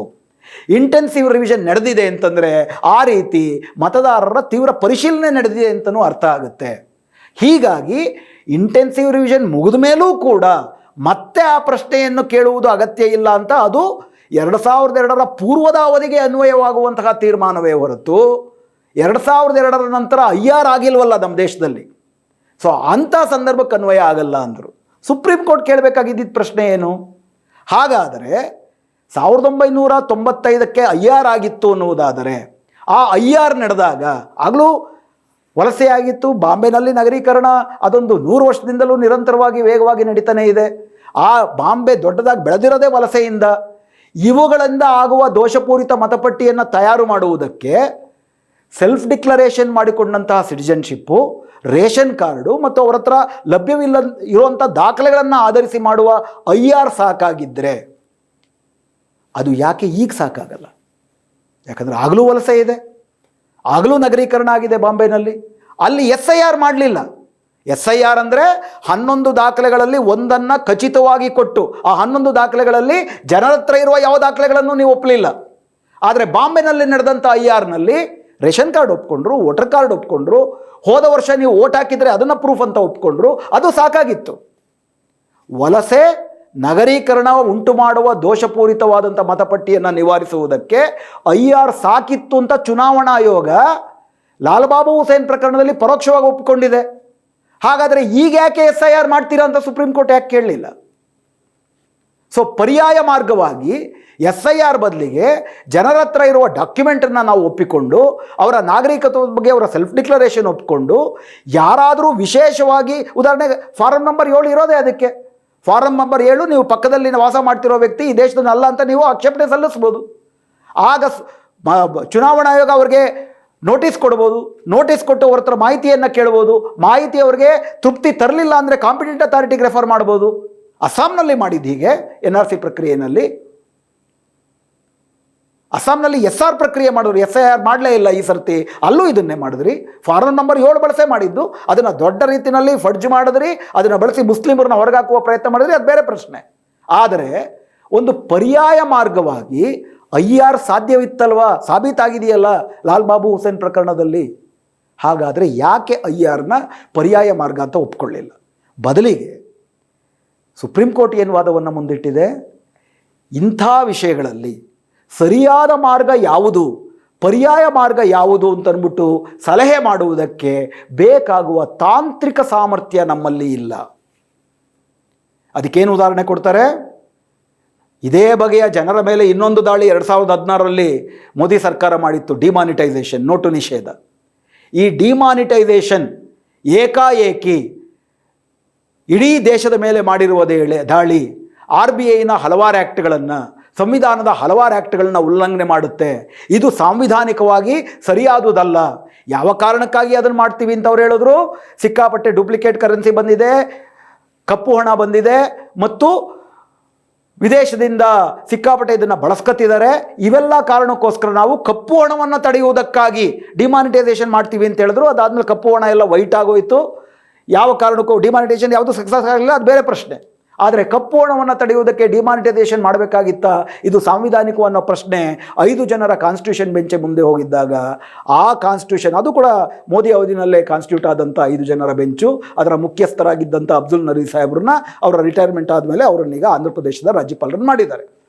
ಇದೇ ಅಬ್ದುಲ್ ನಜೀರ್ ಅವರು ಅಯೋಧ್ಯ ಜಡ್ಜ್ಮೆಂಟಲ್ಲೂ ಇದ್ದರು. ಬಾಬ್ರಿ ಮಸೀದಿ ಕೆಡವಿ ತಪ್ಪಾದರೂ ಕೂಡ ಅಲ್ಲಿ ದೇವಸ್ಥಾನ ಕಟ್ಟಬೇಕು ಅಂತ ತೀರ್ಮಾನ ಕೊಟ್ಟರು. ಅದಾದ ನಂತರ ಅವ್ರನ್ನ ರಾಜ್ಯಪಾಲ ಮಾಡಿದ್ರು. ಆ ಜಡ್ಜ್ಮೆಂಟಲ್ಲಿ ಡಿಮಾನಿಟೈಸೇಷನ್ ಸರಿಯೋ ತಪ್ಪೋ ಅಂತ ತೀರ್ಮಾನ ಮಾಡುವ ತಾಂತ್ರಿಕ ಸಾಮರ್ಥ್ಯ ನಮ್ಮಲ್ಲಿಲ್ಲ ಅಂತ ಏನು ಮಾನದಂಡಗಳನ್ನು ಅನುಸರಿಸಿದ್ದಾರೆ, ಅದೇ ಮಾನದಂಡವನ್ನು ನಾವು ಈ ತೀರ್ಪಿಗೂ ಅನುಸರಿಸ್ತೀವಿ. ನಮಗೆ ತಾಂತ್ರಿಕ ಸಾಮರ್ಥ್ಯ ಇಲ್ಲ. ಇನ್ನು ನಮ್ಮ ಮುಂದೆ ಇರುವ ಪ್ರಶ್ನೆ ಏನು? ಈಗೇನು ಇವರು ಅನುಸರಿಸ್ತಿದ್ದಾರೆ ಅದು ಸಾಂವಿಧಾನಿಕವಾಗಿದೆಯಾ? ಹಾಗೂ ಡಿಸ್ಪ್ರಪೋರ್ಷನೇಟ್ ಆಗಿ, ಅಂದರೆ ಅತ್ಯಂತ ಅಸಮಾನವಾಗಿ ದೊಡ್ಡ ಅನಾಹುತ ಸೃಷ್ಟಿ ಮಾಡ್ತಿದೆಯಾ ಅನ್ನೋದನ್ನು ಮಾತ್ರ ನಾವು ಗಮನಿಸೋಕ್ಕೆ ಸಾಧ್ಯ. ಅವೆರಡು ದೃಷ್ಟಿನಲ್ಲೂ ಕೂಡ ಅದು ಡಿಸ್ಪ್ರಪೋರ್ಷನೇಟ್ ಆಗೂ ಇಲ್ಲ, ಅನಾಹುತವನ್ನು ಸೃಷ್ಟಿ ಮಾಡ್ತಿಲ್ಲ. ಅಲ್ಪ ಸ್ವಲ್ಪ ಅಲ್ಲಿಲ್ಲೇನೋ ನಡೀತಿದೆ. ಅದನ್ನು ಈಗ ಏನು ಕೆಲವು ಚೌಕಟ್ಟನ್ನು, ಅಡೆತಡೆ ನಿವಾರಿಸುವ ಚೌಕಟ್ಟನ್ನು ರೂಪಿಸ್ಕೊಂಡಿದ್ದಾರೆ, ಅದರೊಳಗಡೆ ನಿವಾರಿಸಬಹುದು. ಅಂದರೆ ಪ್ರಾರಂಭದಿಂದ ಕೊನೆಯ ತನಕ ಉದ್ದಕ್ಕೂ ಚುನಾವಣಾ ಆಯೋಗ ಮುಂದಿಟ್ಟಂತಹ ಸಂವಿಧಾನ ಬಾಹಿರವಾದಂತಹ, ಕಾನೂನು ಬಾಹಿರವಾದಂಥ, ಅತ್ಯಂತ ಅನ್ಯಾಯಯುತವಾದಂಥ, ಈ ದೇಶದ ದಮನಿತ, ಅಲ್ಪಸಂಖ್ಯಾತ, ವಂಚಿತ, ಆದಿವಾಸಿ, ವಲಸೆ ಕಾರ್ಮಿಕ, ಟ್ರಾನ್ಸ್ಜೆಂಡರ್ ಇತ್ಯಾದಿ ಸಮುದಾಯಗಳನ್ನು ದಾಖಲೆಗಳಿಲ್ಲ ಅನ್ನೋ ಕಾರಣಕ್ಕಾಗಿ ಹೊರದಬ್ಬುವುದಕ್ಕಾಗಿಯೇ, ಒಳಗೊಳ್ಳುವುದಕ್ಕಾಗಿ ಅಲ್ಲ, ಹೊರದಬ್ಬುವುದಕ್ಕಾಗಿಯೇ ಏನೊಂದು ಈ ಡಾಕ್ಯುಮೆಂಟೇಷನ್ ರೆಜಿಮು, ಕಾಲಮಿತಿ ಇವೆಲ್ಲ ನಿಗದಿ ಮಾಡಲಾಗಿದೆ. ಇದೆಲ್ಲವೂ ಸರಿ ಇದೆ ಅಂತ ಸಾರಾಸಗಟು ಘೋಷಣೆ ಮಾಡಲಾಗಿದೆ. ಅಷ್ಟು ಮಾತ್ರ ಅಲ್ಲ, ಇದರ ಜೊತೆಗೆ ಕೆಲವು ಸಂಘಟನೆಗಳಿಗೆ ರಾಜ್ಯ ಸರ್ಕಾರಗಳು, ಅಂದರೆ ವಿರೋಧ ಪಕ್ಷಗಳಿರುವ ರಾಜ್ಯ ಸರ್ಕಾರಗಳು ತಮ್ಮ ರಾಜ್ಯದಲ್ಲಿ ಇರುವ ಸ್ಟೇಟ್ ಎಲೆಕ್ಷನ್ ಕಮಿಷನ್ನ ಬಳಸ್ಕೊಂಡು ತಮ್ಮ ಸ್ಥಳೀಯ ಸಂಸ್ಥೆಗಳಿಗೆ, ಸ್ಟೇಟ್ ಎಲೆಕ್ಷನ್ ಕಮಿಷನ್ನು ಸ್ಥಳೀಯ ಸಂಸ್ಥೆಗಳಿಗೆ ಬೇಕಾಗಿರೋ ಮತಪಟ್ಟಿ ತಯಾರಿಸುತ್ತೆ. ಅದು ಸೆಂಟ್ರಲ್ ಎಲೆಕ್ಷನ್ ಕಮಿಷನ್ ಮಾಡೋಲ್ಲ. ಸೆಂಟ್ರಲ್ ಎಲೆಕ್ಷನ್ ಕಮಿಷನ್ನು ಶಾಸನಸಭಾ ಚುನಾವಣೆಗೆ ಮಾತ್ರ ಮಾಡುತ್ತೆ. ಆದರೆ ಸ್ಟೇಟ್ ಎಲೆಕ್ಷನ್ ಕಮಿಷನ್ನು ಆಯಾ ರಾಜ್ಯದ ಸ್ಥಳೀಯ ಸಂಸ್ಥೆಗಳ ಚುನಾವಣೆಗೆ ಬೇಕಾದ ಮತಪಟ್ಟಿ ತಯಾರಿಸಬೇಕಾದರೆ ಆಗ ಪರಿಶುದ್ಧವಾದಂಥ ಈ SIR ಪ್ರಕ್ರಿಯೆಯನ್ನು ಅನುಸರಿಸದ ಜನರ ಹತ್ರ ಇರುವ ಲಭ್ಯವಾದ ದಾಖಲೆಗಳನ್ನು ಇಟ್ಕೊಂಡು ಒಂದು ಪರ್ಯಾಯವಾದಂಥ ಮತಪಟ್ಟಿಯನ್ನು ತಯಾರಿಸಿ ಅದನ್ನು ಹೆಂಗೆ ಇದು ದೋಷಪೂರಿತ SIR ಒಂದನ್ನು ತೋರಿಸೋದಕ್ಕೆ ಬಳಸ್ಬೋದು ಅಂತ ಕೆಲವು ಸಂಘಟನೆಗಳು ಊಹಿಸಿದ್ವು. ಆದರೆ ಈ ಜಡ್ಜ್ಮೆಂಟು ಏನು ಹೇಳ್ತಿದೆ ಅಂದರೆ SIR ಪ್ರಕ್ರಿಯೆ ಮುಗಿದ 4 ವಾರಗಳಲ್ಲಿ SIR ಇಂದ ಹೊರದಬ್ಬಲ್ಪಟ್ಟವರ ಎಲ್ಲರ ಪಟ್ಟಿಯನ್ನು ಕೂಡ ನೀವು ಕಾಂಪಿಟೆಂಟ್ ಅಥಾರಿಟಿಗೆ ಕಳಿಸ್ಬೇಕು. ಯಾವ ಕಾಂಪಿಟೆಂಟ್ ಅಥಾರಿಟಿ? ಕೇಂದ್ರದ ಗೃಹ ಸಚಿವಾಲಯದ ಕಾಂಪಿಟೆಂಟ್ ಅಥಾರಿಟಿ. ಅದಿನ್ನೂ ರೂಪುಗೊಂಡಿಲ್ಲ, ಕರ್ನಾಟಕದಲ್ಲೂ ರೂಪುಗೊಂಡಿಲ್ಲ. ಆ ಗೃಹ ಸಚಿವಾಲಯ ಮುಂದಿನ ಚುನಾವಣೆಗೆ ಮುಂಚೆ, ಯಾವ ಚುನಾವಣೆ? ಲೋಕಸಭೆ, ಶಾಸನಸಭೆ ಅಥವಾ ಸ್ಥಳೀಯ ಸಂಸ್ಥೆಗಳ ಚುನಾವಣೆಗೆ ಮುಂಚೆ ಅವರ ನಾಗರಿಕತ್ವವನ್ನು ಪರಿಶೀಲಿಸಿ ಅಂತಿಮ ತೀರ್ಮಾನ ಕೊಡಬೇಕು.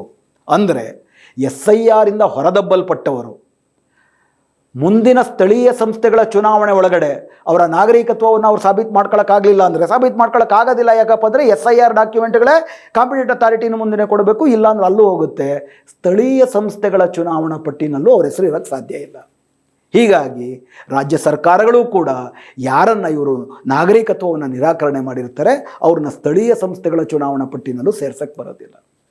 ಅಂದರೆ ಸಾರಾಸಗಟಾಗಿ ಈ ತೀರ್ಪು ಏನು ಈ ದೇಶದಲ್ಲಿ ತಮಗೆ ಓಟು ಹಾಕದ ಸಂಭವನೀಯ ಮತದಾರರು ಯಾರಿದ್ದಾರೆ 2024ರಲ್ಲಿ ವಿಶೇಷವಾಗಿ ಉತ್ತರ ಭಾರತದಲ್ಲಿ, ಪಶ್ಚಿಮ ಬಂಗಾಳದಲ್ಲಿ ಹಾಗೂ ಹಲವಾರು ದಕ್ಷಿಣ ರಾಜ್ಯಗಳಲ್ಲಿ ಇವರೇನು ಸಂವಿಧಾನ ಬದಲಾಯಿಸ್ತೀವಿ, 400 ಕಿ ಪಾರ್ ಹೋಗ್ತೀವಿ, 400 ಕಿ ಪಾರ್ ಆದಮೇಲೆ 400 ದಾಟದ ಮೇಲೆ ಸಂವಿಧಾನ ಬದಲಾಯಿಸ್ತೀವಿ ಅಂತ ಅಂದ್ಬಿಟ್ಟು ಓಪನ್ನಾಗಿ ಘೋಷಣೆ ಮಾಡ್ತು BJP ಸರ್ಕಾರ.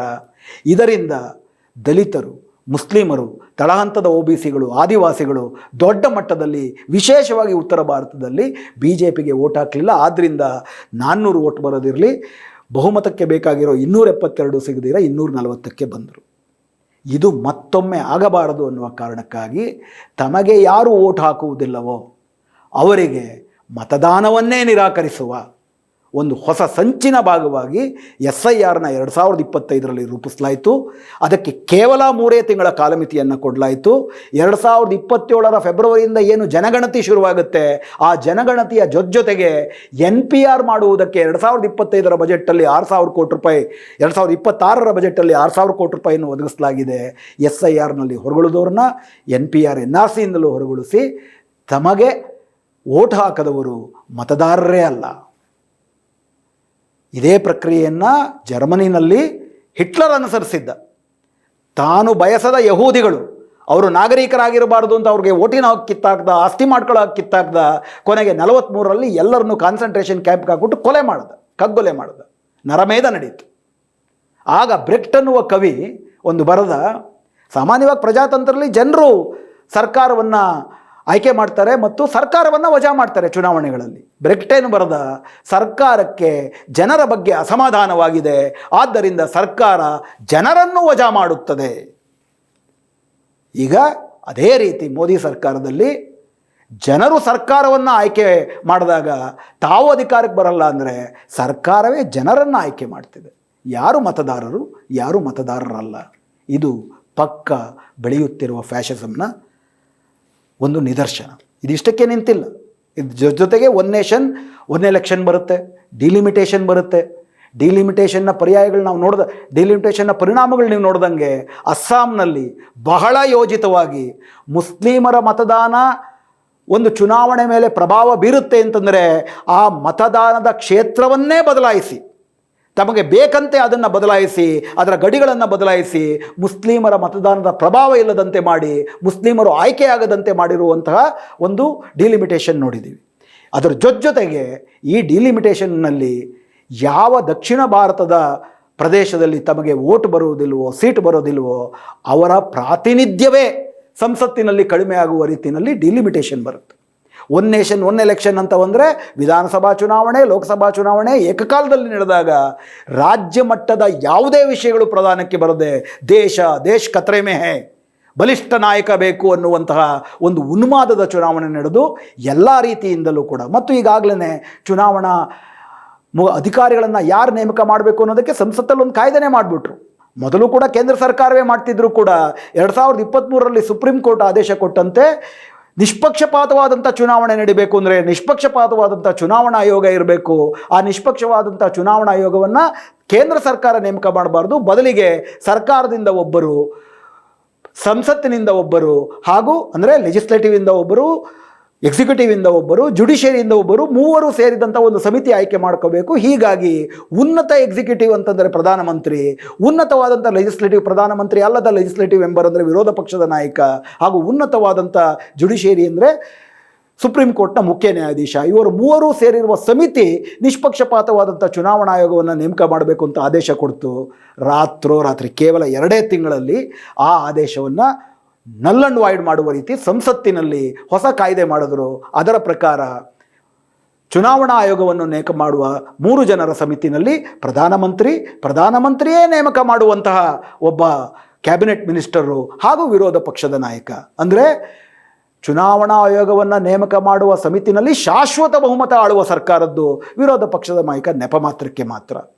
ಸೊ ತಮಗೆ ಗುಲಾಮರಾಗಿರುವಂಥವ್ರನ್ನೇ, ಜ್ಞಾನೇಶ್ ಕುಮಾರ್ ಅಂಥವ್ರನ್ನೇ ಅಲ್ಲಿ ಚುನಾವಣಾ ಆಯೋಗವಾಗಿ ನೇಮಕ ಮಾಡ್ತಾರೆ. ಹೀಗಾಗಿ ಚುನಾವಣಾ ಆಯೋಗದ ನಿಷ್ಪಕ್ಷಪಾತತೆಯೇ ರದ್ದಾಗಿ ಅಂಪೈರೇ ತಮ್ಮವ್ರನ್ನಾಗಿ ಮಾಡ್ಕೊಂಡ್ರು.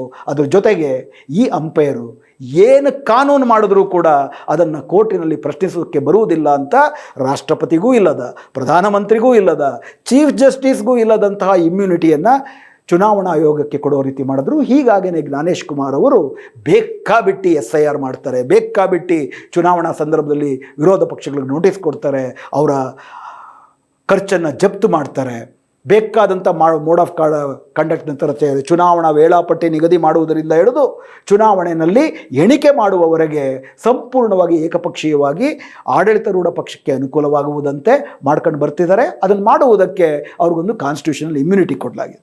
ಈಗ ಮತದಾರರನ್ನು SIR ಮೂಲಕ ತಮಗೆ ಬೇಕಾಗುವವರು ಮಾತ್ರ ಮತದಾರರು ಅಂತ ಆಯ್ಕೆ ಮಾಡಿಕೊಳ್ಳೋದ್ರ ಮೂಲಕ ಅವರು ಜನರನ್ನು ಆಯ್ಕೆ ಮಾಡ್ತಿದ್ದಾರೆ.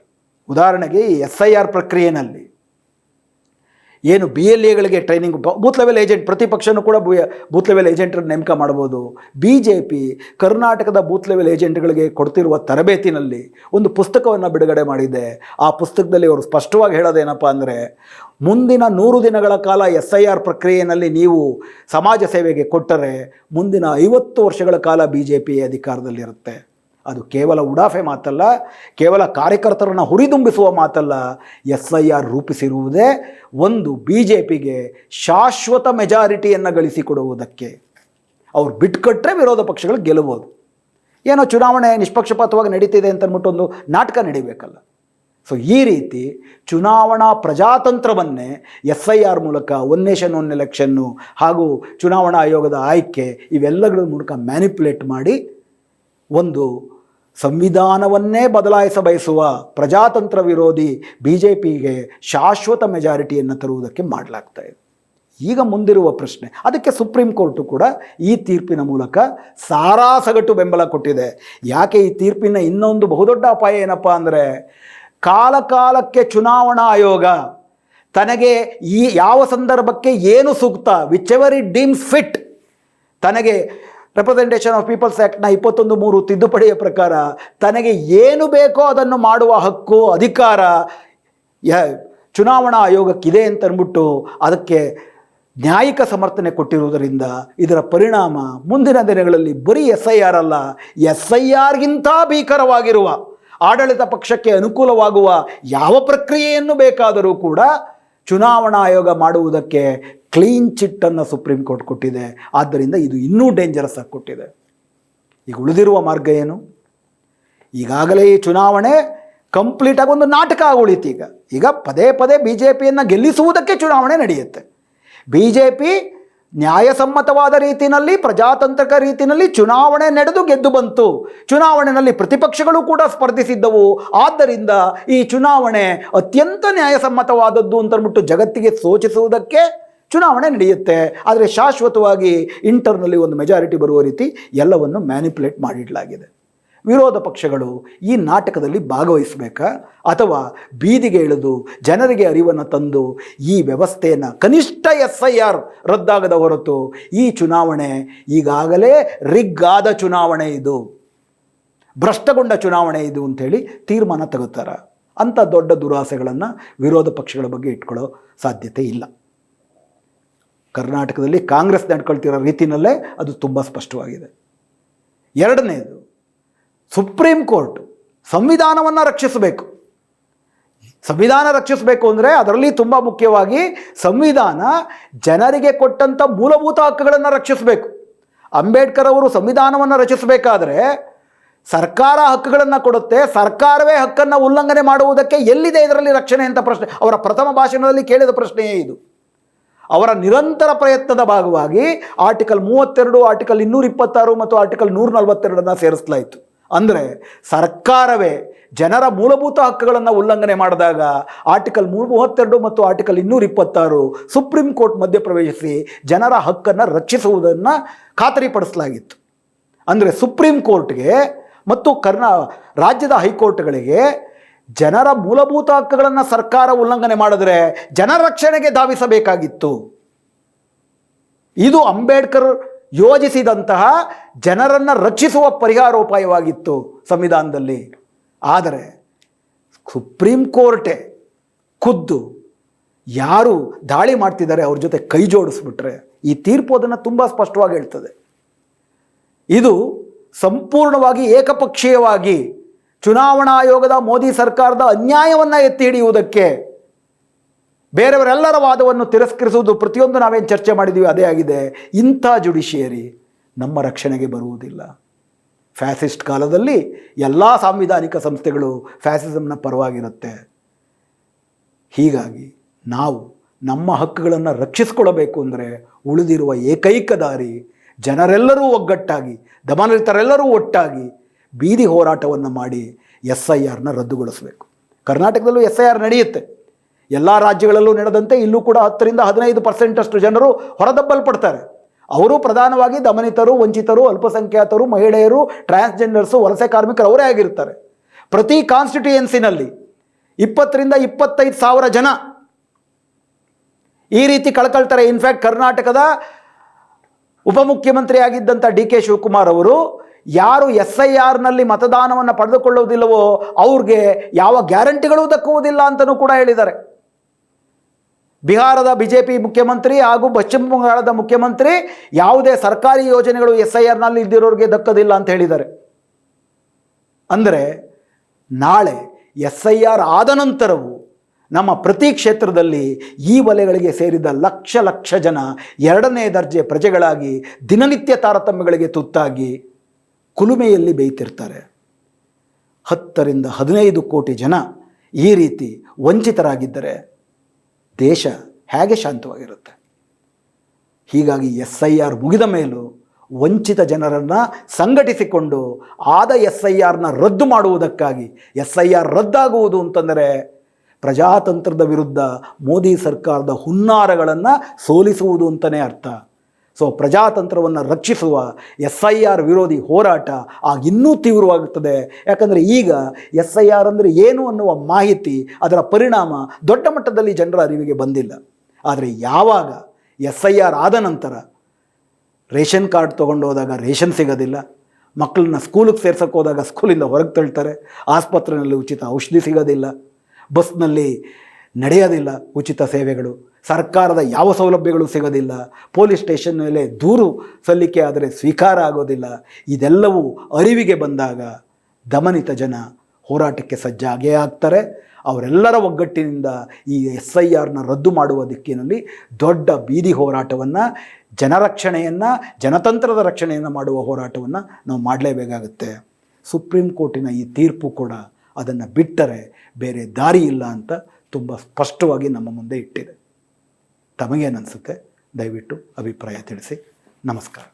ನಮ್ಮ ಕಾರ್ಯಕ್ರಮಗಳನ್ನು ನೀವು ನೋಡ್ತಾ ಇದ್ರೆ ನಮ್ಮ ಚಾನೆಲ್ ಅನ್ನ ಸಬ್ಸ್ಕ್ರೈಬ್ ಮಾಡಿ, ಪಕ್ಕದ ಬೆಲ್ ಐಕಾನ್ ಒತ್ತಿ ನಮ್ಮನ್ನ ಬೆಂಬಲಿಸಿ.